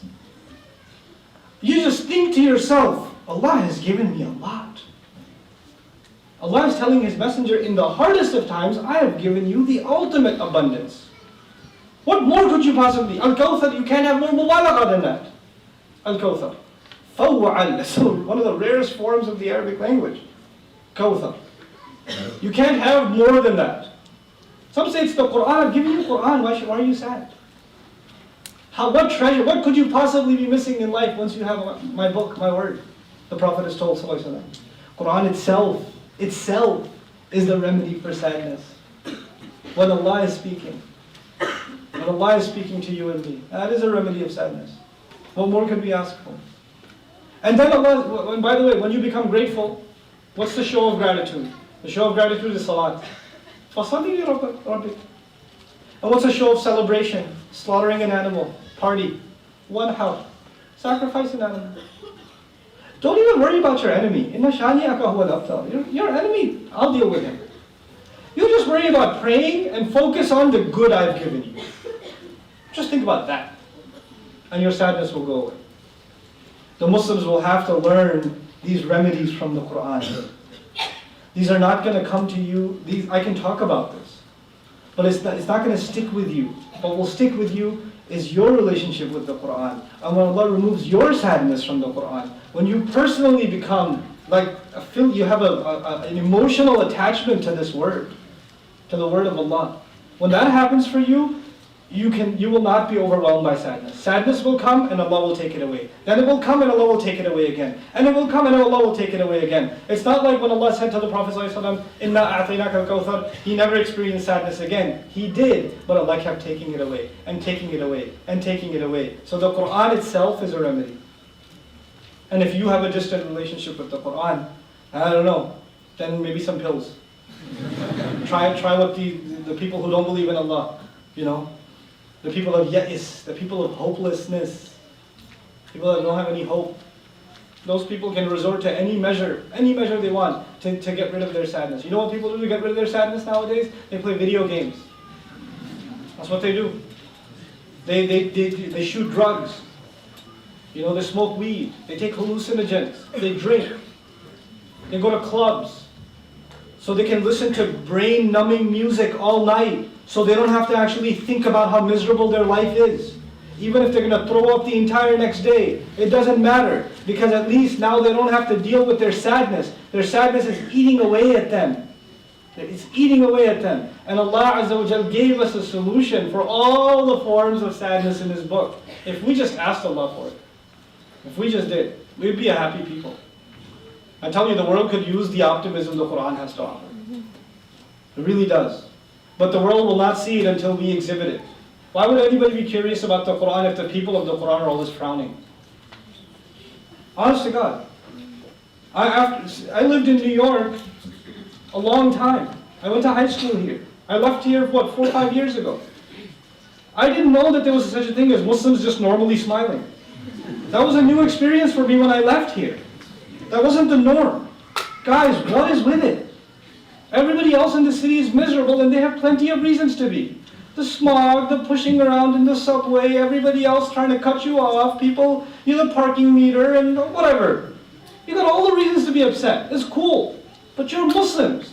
You're supposed to exhibit a happiness, a joy in your lives just because you're Muslim. And people should be like, why are you happy? Well, you know, la ilaha illallah. Takes care of all my problems. It just takes care of my problems. That's what you're supposed to exhibit. May Allah Azza wa Jal make us, and I don't want to sound upset when I tell you shouldn't be upset, because that kind of beats the purpose. But be happy. There's so many reasons to be happy. We have so many reasons to be grateful to Allah. We live in a fantastic time. We are living, I believe, and I'm done in 1 minute exactly, inshallah. We are on the verge of a major Islamic renaissance in the world, and we have the opportunity to be in the driver's seat. Muslim youth in North America have the opportunity to be in the driver's seat of a worldwide Islamic renaissance, a cultural one, an intellectual one, a moral one. We are at the low, you can't go lower, basically. So the only way to look up now is what? The only place to look is high, is to look up. There's a lot of potential here. I told you guys, I travel all over the country. You know what you guys have unique in New York? What you have that nobody else has? Power in numbers. There's more Muslim youth here that for some reason are religious or religiously motivated. It is unprecedented anywhere else in the country. It is unprecedented. You guys have issues. I'm not saying you don't. You guys have issues. I left for a reason. But you also have remarkable potential. My goodness, the potential here is unparalleled. I used to think America is, I don't know, maybe like the Muslims in Europe, like maybe London. I've been to London a couple of times. Nuh-uh, you guys have a major advantage. Major advantage. So many students going to university and trying to learn their religion and trying to give the world Islam. You guys are at the helm of a major renaissance. You are. You just have to think big. You have to think big, and you have to be optimistic. That you have to be grateful Allah put you in this position. What are you going to do with it? What are you going to do with it? Inshallah ta'ala. May Allah Azza wa Jal not make us a people that are overwhelmed by sadness. May Allah Azza wa Jal let us all be ones that are healed by the sadness, the remedies to sadness that He offers in His book. May Allah Azza wa Jal make our salawat, our prayers, our recitation of the Quran, and our learning, and our brotherhood among each other, and our sincere counsel to one another, a means by which mended hearts or broken hearts are healed. May Allah Azza wa Jal make our masajid and our communities and our MSAs a place where brotherhood and tolerance and understanding and good feelings towards each other are fostered, and jealousy and ill feelings and anger and suspicion and hatred are removed. That may Allah Azza wa Jal make us a people that become an example for everyone else in the world. That this is what beautiful, this is how Islam makes life beautiful. And this is what makes Muslims beautiful. Barakallahu li wa lakum fil Qur'an al-Hakim wa nafa'ni wa iyyakum bil ayati wa dhikr al-Hakim. I sincerely apologize for taking so long today, but if you guys have any questions, which I'm sure you do not, I'll try to address them briefly. Barakallahu. Assalamu alaikum.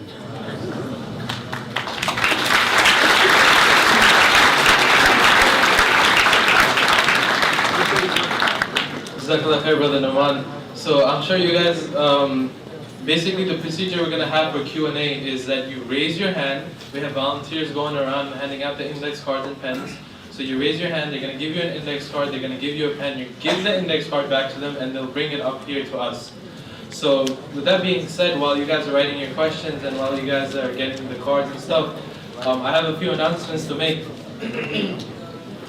And I really appreciate some people actually this time came up to us beforehand to ask us about if we can give these announcements. Usually we're just told last minute, oh, can you do this announcement, can you do this announcement? It was way more organized this time.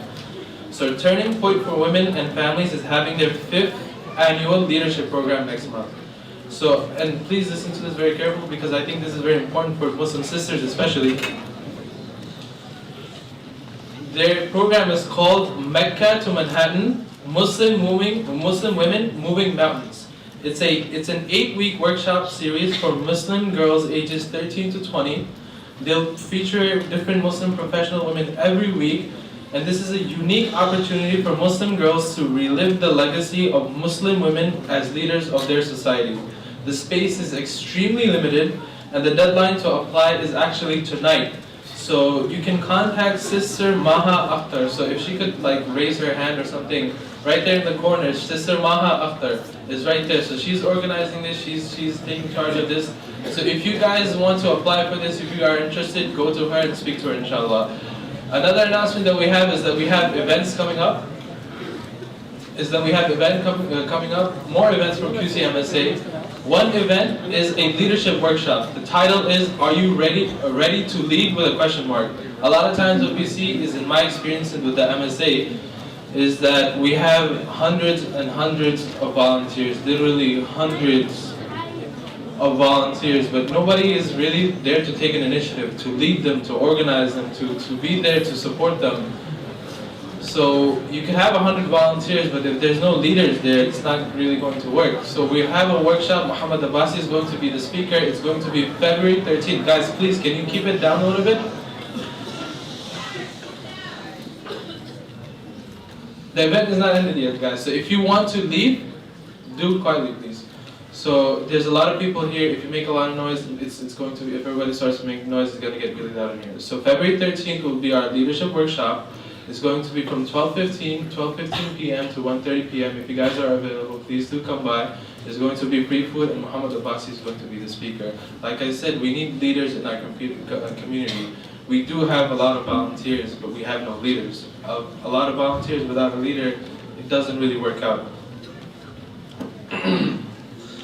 And with that being said, Brother Nouman is going to be at Jamaica Muslim Center tomorrow.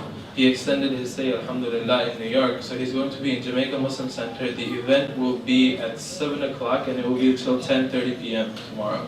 Tomorrow at Jamaica Muslim Center, 7 p.m. to 10:30 p.m. Right? Good.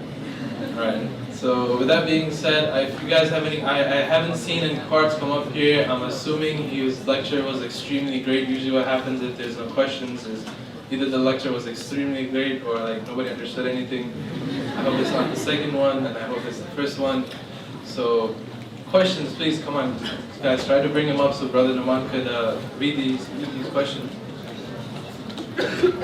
You guys can leave them on the table. Another thing is, like, there's a lot of people in here, especially sisters with children. So those young people, I guess, who can stand for a little bit, let the sisters with children sit on the chairs. There's a lot of I guess, elders. I don't want to say old people; they might get offended. Elders standing up. If you could switch, there's a lot of space over here too. If you guys could move up a little bit, so there's a lot of people at the doorway. Move up, please. Could you guys move up a little bit so that people inside can come in? And with that being said, after I'll invite Brother Nouman up to the stage by thanking the volunteers. We can do this quietly, guys. We can really do this quietly. I'm pretty sure. I'd like to thank the volunteers that helped make this happen. And I know I say like weird things sometimes, but I'm just gonna keep it. Thank you very much, Jazakallah khair. Last time what we did was we had everybody say Jazakallah khair at once. I think I'm going to try it again because it's going to be pretty cool with 1,000 people saying Jazakallah khair at once. So this is going to be for the volunteers. We're going to say Jazakallah khair, guys. So 3, 2, 1. Jazakallah khair. Jazakallah khair. Okay, Jazakallah khair. I'm going to start.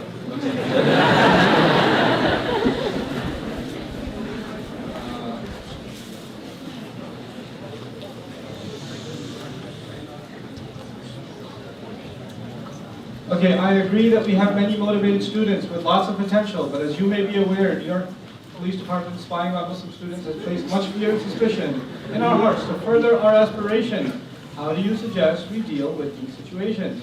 You don't deal with them, just don't do anything shady and you'll be fine. In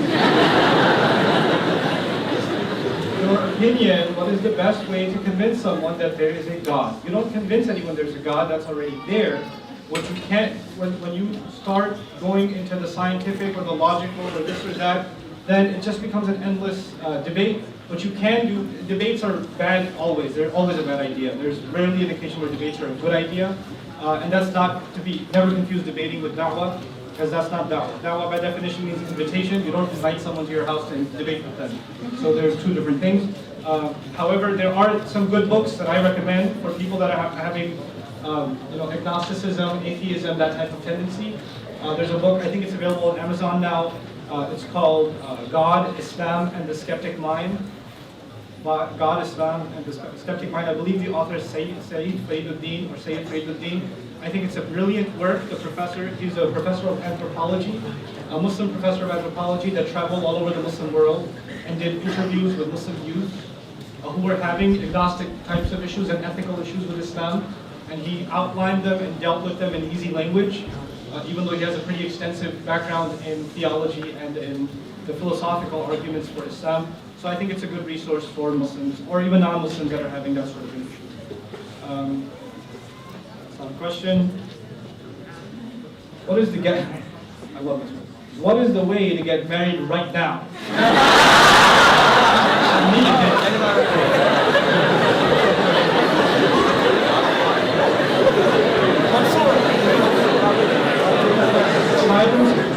In this case, brother, silence is not accepted. I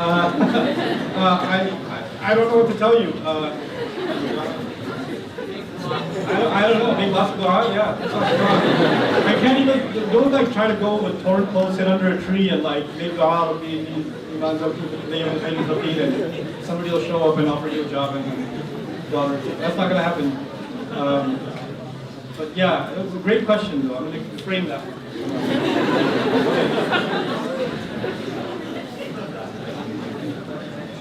How can I ask? How or when should I ask for dua? All the time.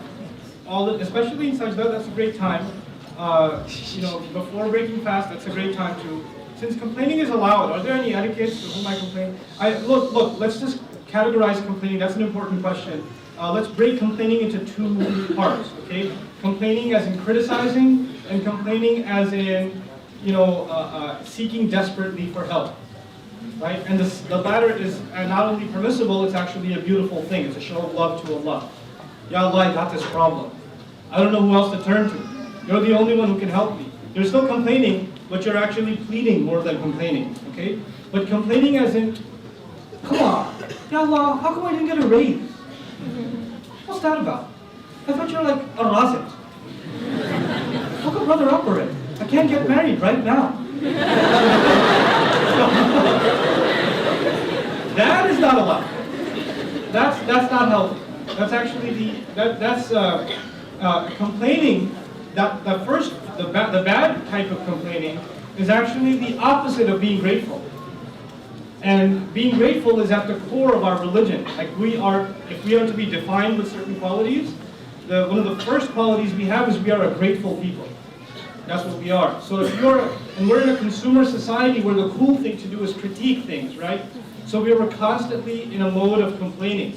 You're rating things, which means you're complaining about them. So you're rating movies, or you're rating the new phone that came out, or you're complaining about the operating system, or you're complaining about this car, or you're complaining about the government, or you're complaining about your friends, or what they said. Just constant complaints. Or you're complaining with your comments under a YouTube video, or whatever.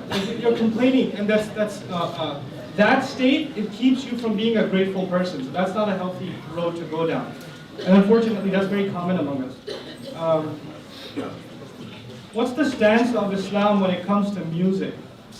Is it permissible to sing music without portraying anything un-Islamic? Thank you for telling us your name. I will not mention your name. I will not answer that question because I'm not qualified. I can't answer 5 questions. You have to ask a faqih. What book did you study? Oh, Nahu book.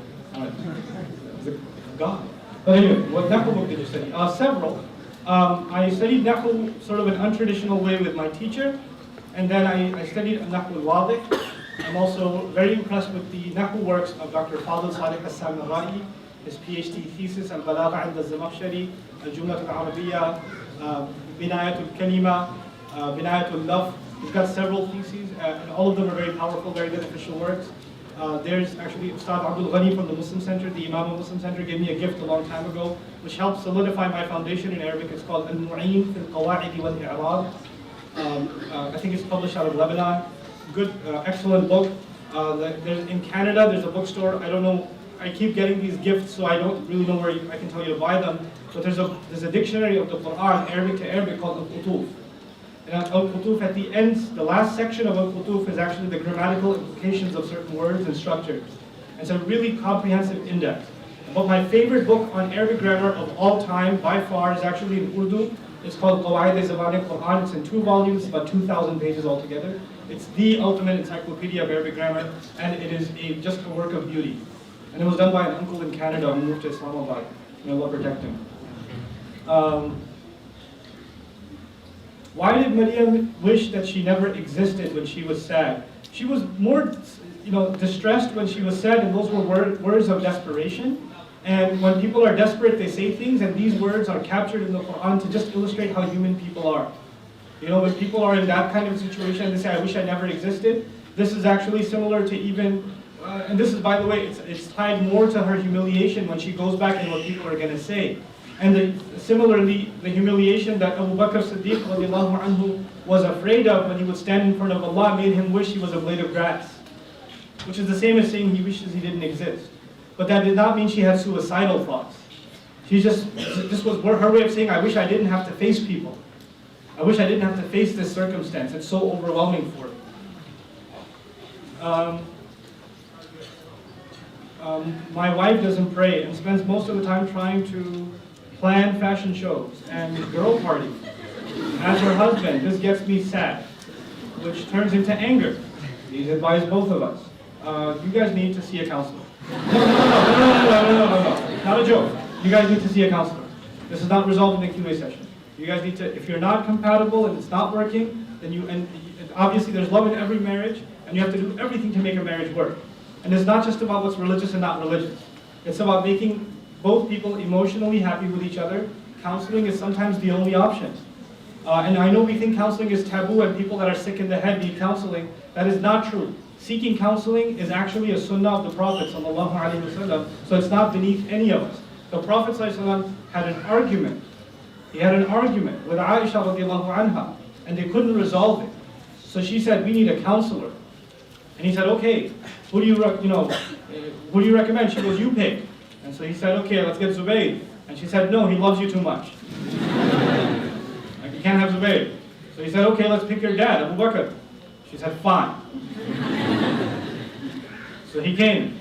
And they started telling, and so he said, Rasul said to Aisha, why don't you start? Why don't you tell him what happened? And she goes, no, I want you to start, and I want to make sure you get it right.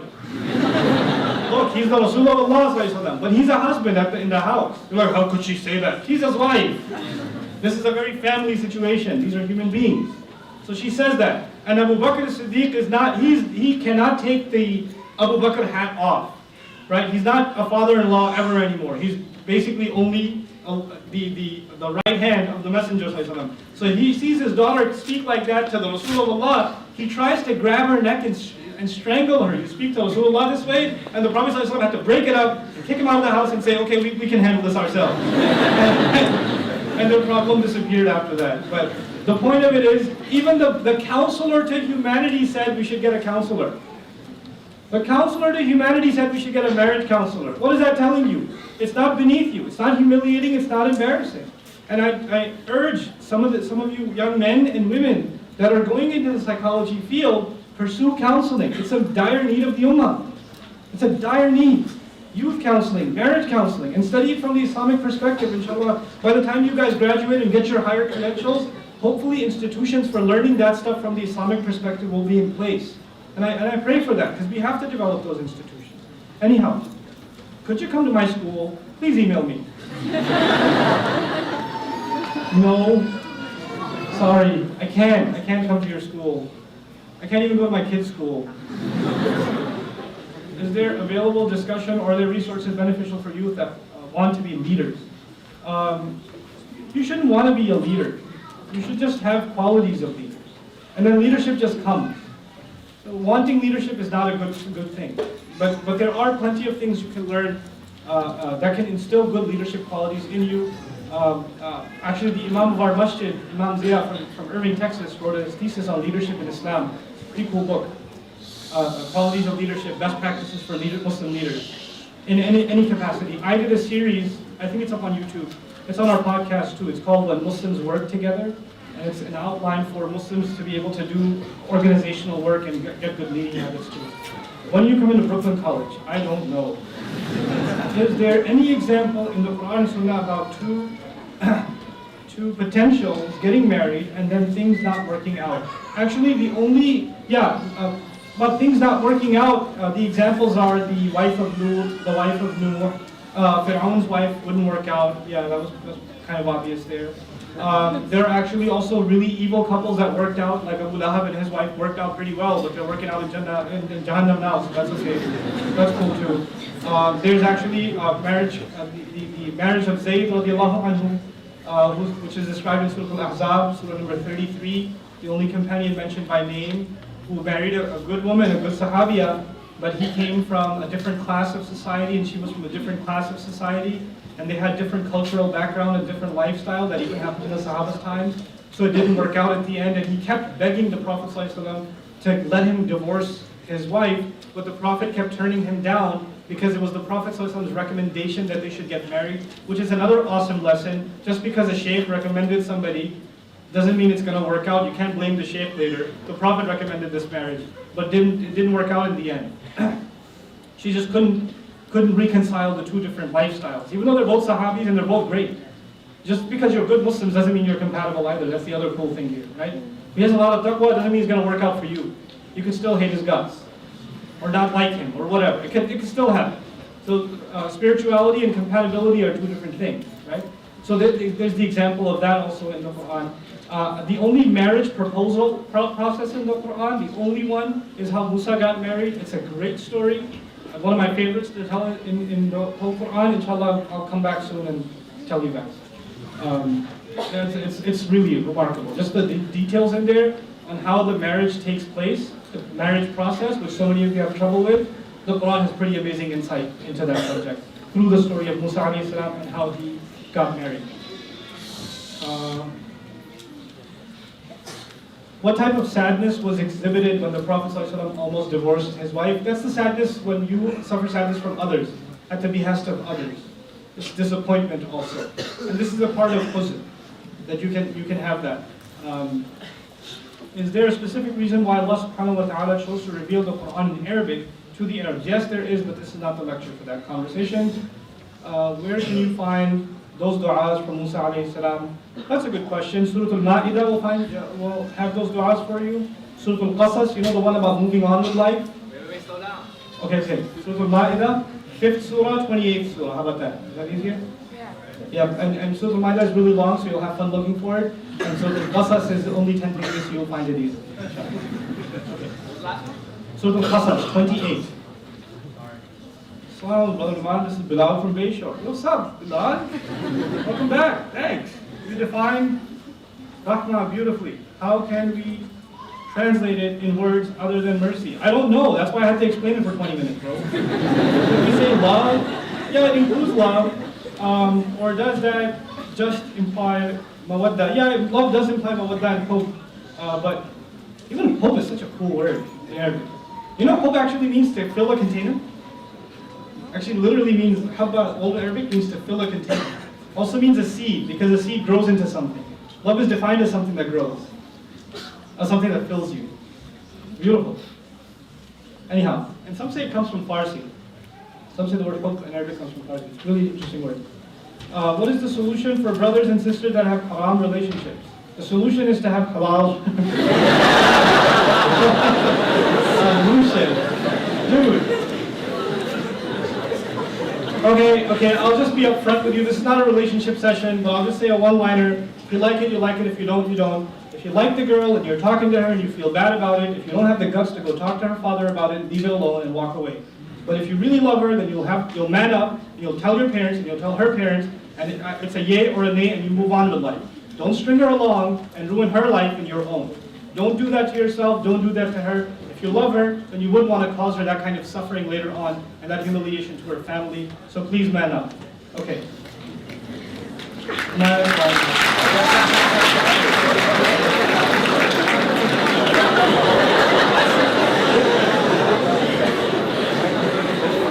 Don't text him right now. You heard that?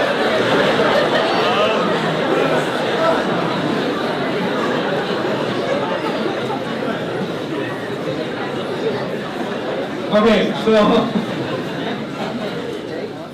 yeah, you guys, weird relationship problems, man. This guy just called me randomly, brother. There's this girl in college, I really love her. Okay, now what? I want to marry her. Okay, but the other day she told me that she's considering someone. What should I do? I'm so sad. Okay, she's considering someone, so what? If it works out, it works out. Good for her. If not, then are you ready to talk to your parents? No, they'll kill me. Then go in a corner and cry, and when you're ready to grow up, and then call me back. You can't even talk to your parents about it. You're crying to me. I love this one. Does Qasida Burda contain shit? So awesome. I know I'm in New York. Now I know I'm in New York. Very nice. I'll say something about Qasida Burda or any such literature. You will find in these things what you're looking for. You will find in them what you're looking for. So for instance, in other poetry, I don't know specifically the Qasida Burda, in other poetry, the Prophet ﷺ is spoken to in the second person. Right? And some consider this a form of shirk because is he alive or not and all of that. Or if, sometimes in the praise of the Prophet ﷺ it said, who will save us on Judgment Day if not you? Right? And what people perceive that to mean is, well, you're asking the Rasul to save you instead of Allah to save you on Judgment Day. But this is actually a matter of literary perspective. The writer may well have intended that he's depicting a scene on Judgment Day, and Allah refuses the shafa'ah of every messenger, and the only shafa'ah he accepts is of the Rasul ﷺ, and the poet is trying to depict that scene when the Muslims desperately are saying, you're the only hope we have left, every other prophet is saying, nafsi, nafsi, and that's what he intended. But then later on, when that literature is misread, or read with not a good insight into the literature, then yeah, people can have weird interpretations or opinions of it. So yeah, you're going to get out of this what you put in. These kinds of things. That's why my recommendation is, and also Brother Nouman said, let me say what he said about, he must have issues. Because now I can discredit him because he said something about Qasida Burda that I wanted to hear or I didn't want to hear. You can't please people. Pleasing people is a canyon, the bottom of which is not found. So you know what? Stick to Allah's book, you'll be happy. That's good enough for you. Can you please restate the name of the surah? You stated in the section about Musa alayhi salam. I talked about it from several surahs, but I did emphasize Surah Al-Qasas, Surah Al-Qasas, and some things from Surah Al-Ma'idah, especially the ayah when he gave the khutbah to his people. Okay? There's a lot of questions here. Could you come to my school, please? How we did this? Sister's pile. Oh no.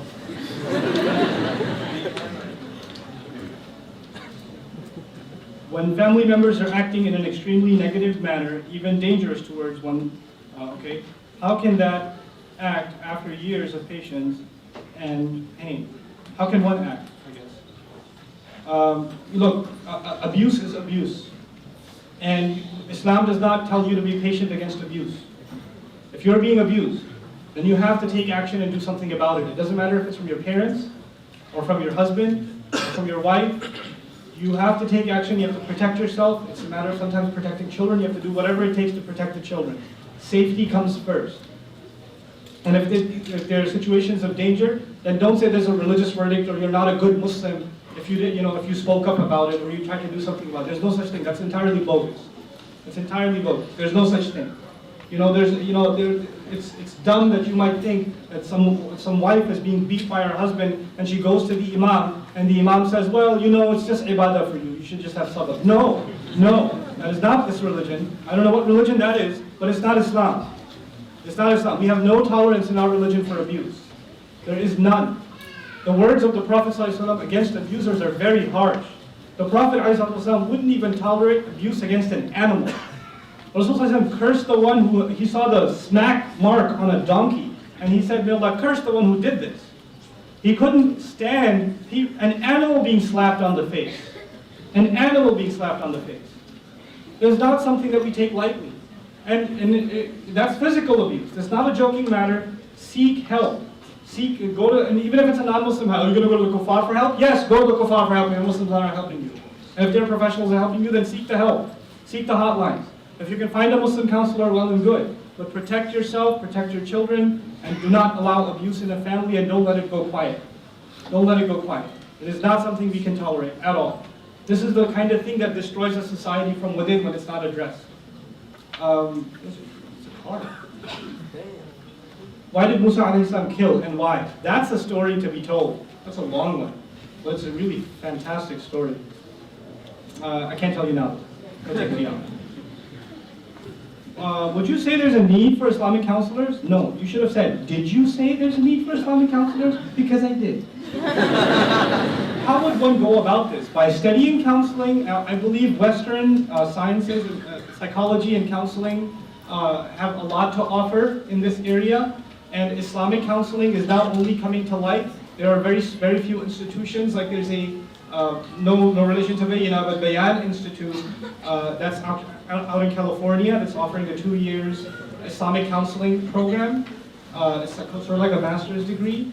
So that's a good opportunity. I believe Hartford Seminary had some counseling also, which is, I don't know if Professor Ingrid is there any longer or not, but they had a lot of counseling courses for Muslims, especially addressed towards imams and things like that.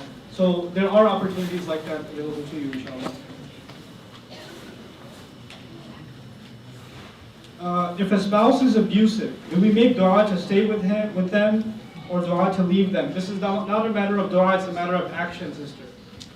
And I don't know how you define abusive, but if your husband's abusive, you have no reason to be with him. And I'm not telling you to go get divorced, because I don't know what you mean by abuse. He's like, he came home and said, well, how come you didn't make chicken today? It's such abuse. I can't take this anymore. Brother Nouman said, don't bring me into your situation. Seek a counselor, first of all. Seek a counselor, because this one line you said to me does not represent your situation. Your situation's a lot more complicated than this. And it's making, you know why these questions are important? Not so I can just, dodge them. But it makes you realize how many of us need this stuff, man. How many counselors are needed? There's a serious need of the ummah. You want to serve the ummah, become a counselor. This is really important. And by the way, don't become a counselor if you don't have a tough heart. If you're like the sensitive type, don't become a counselor. Because you'll be crying more than the guy does. You're not helping, bro. Like, I got this. And remember how you do it. Sorry.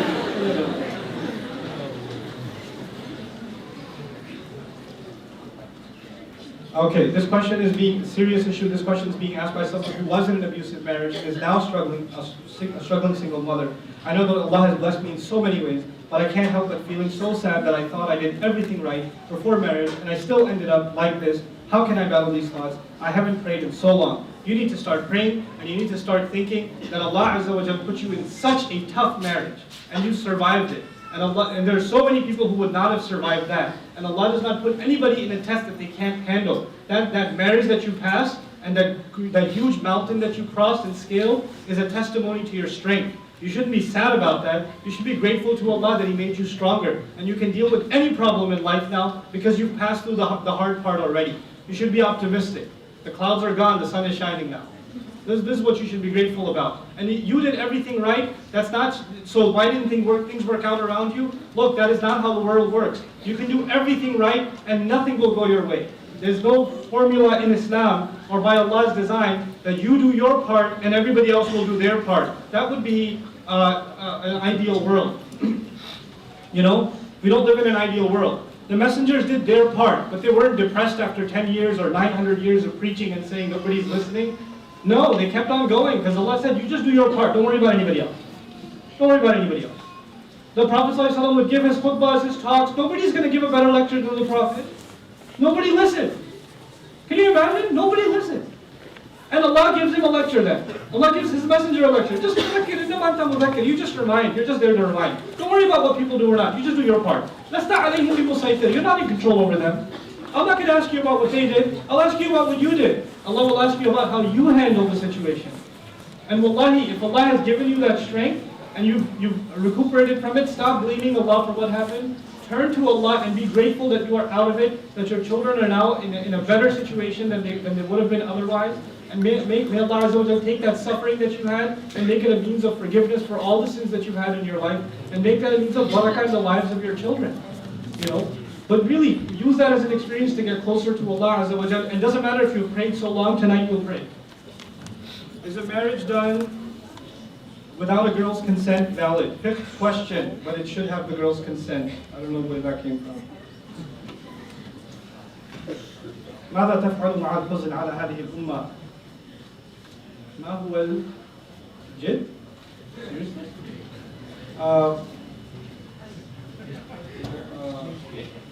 ما هو الحل؟ ما هو الحل؟ Okay. Yeah, so sadness that we have, I can't read your handwriting. Okay. يعني الحزن على أحوال الأمة هل هذا هو؟ من سألت؟ تخبريني؟ أوكي. اكتبي هذه ثانية من فضلك لو سمحتي. أقرأ ثانية وأشرح إن شاء الله. Okay. How much time do I have? It's over? No. It's over? Keep going. Okay, last question. Brother Nat.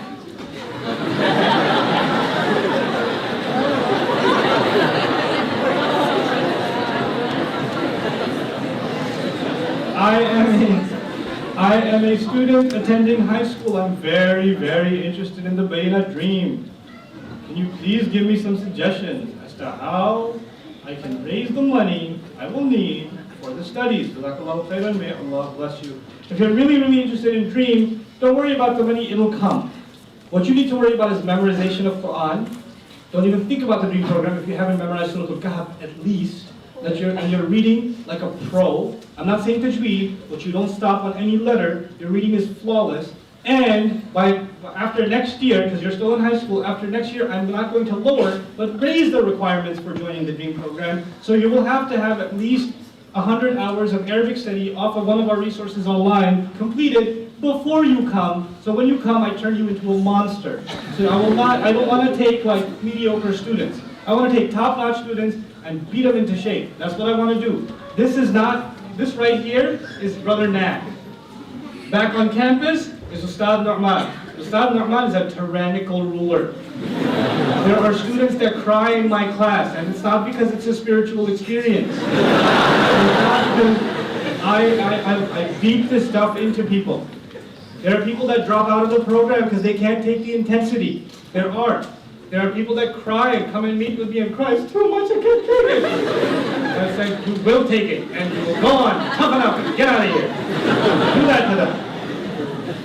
Because that's what I want. I want tough students that have serious work ethic, and inshallah ta'ala, if you have good intentions, there will be plenty of people ready to sponsor you and come. Virtually a good number of the students I've had come from New York City, somebody sponsored them. If you don't find a sponsor, I can't promise you, but I can help find sponsors in the New York area for you. A couple of people actually even already approached me and said they're interested in sponsoring students, but I said I will only, validate that request if it comes after a lot of, the applicant passes through a lot of filters. The DREAM program is not going to be fun. I'm not here to advertise it for you. But if you're serious about Arabic studies, then consider it. It's not going to be fun. It's not like you're going to be going abroad. Because when you go abroad, you can go into an institute, you're not doing well, drop out, get a private tutor, that's not working out, go somewhere else, try another institute, and have qahwa and baklava most of the time, and chill and come back and say, ta'allamtu al-lugha al-arabiyya. Okay? That's not going to happen at the DREAM program. I kick people out of the program when they don't do their homework. I kick people out. There's a drill sergeant approach. So if you're very, very serious about Arabic studies, you're more than welcome, and I would be proud of you. But if you're not, then don't dream about the DREAM program. Don't do it. Don't do it to yourself. I'm telling you. But I will tell you this. It's depressing, but I will encourage you with one thing. The students that come out, especially now that I've made it tougher and that graduate by my expectations, wallahi, when they sit there and they read a tafsir book, or they read an Arab book, and they're just reading to me, I cry inside, like, oh, I'm so happy.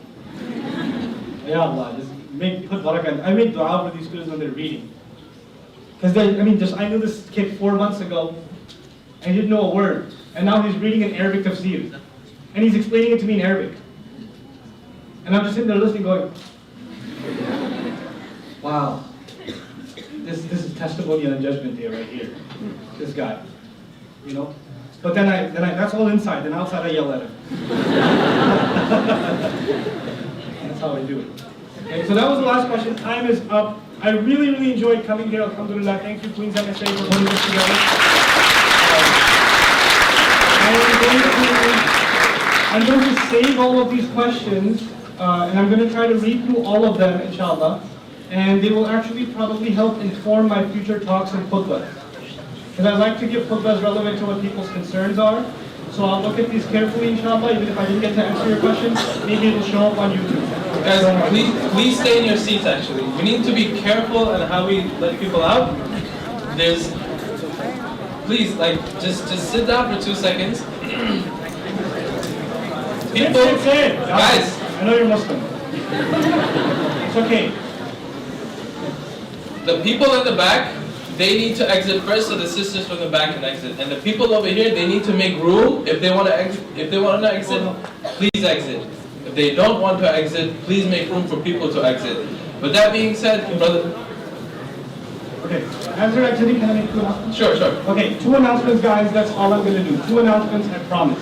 One announcement is my dear friend and teacher, Sheikh Abdul Nasser, is coming with the Meaningful Prayer course to New York. And he's coming April 14th, April 12th, to NYU, Islamic Center NYU. So if you guys can catch that, I would appreciate that. I think it's a really beneficial course for your prayers and understanding what you say in Salat. And the second important announcement that I'd really like you to try to check out is Bayyina.tv. Bayyina.tv. Okay, it's a website where I put a translation of the entire Quran in video. I'll also put the Arabic classes I teach my daughter. I teach her 15 minutes of Arabic a day. I'm putting those up on Bayyina.tv. So check those URLs out, inshallah ta'ala, if they intrigue you. There's some sample videos on there too. I'd appreciate that. Once again, Bayyina.tv. Thank you so much. Before we end the event, I'd like to present Brother Nouman with a few gifts we got for him.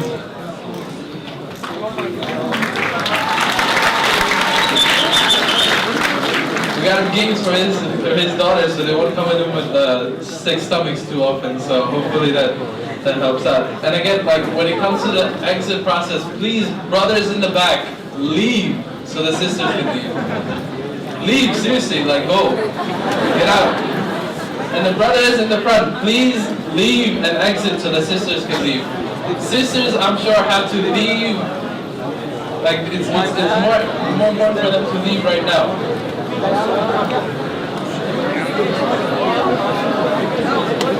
Jazakallah khair for coming.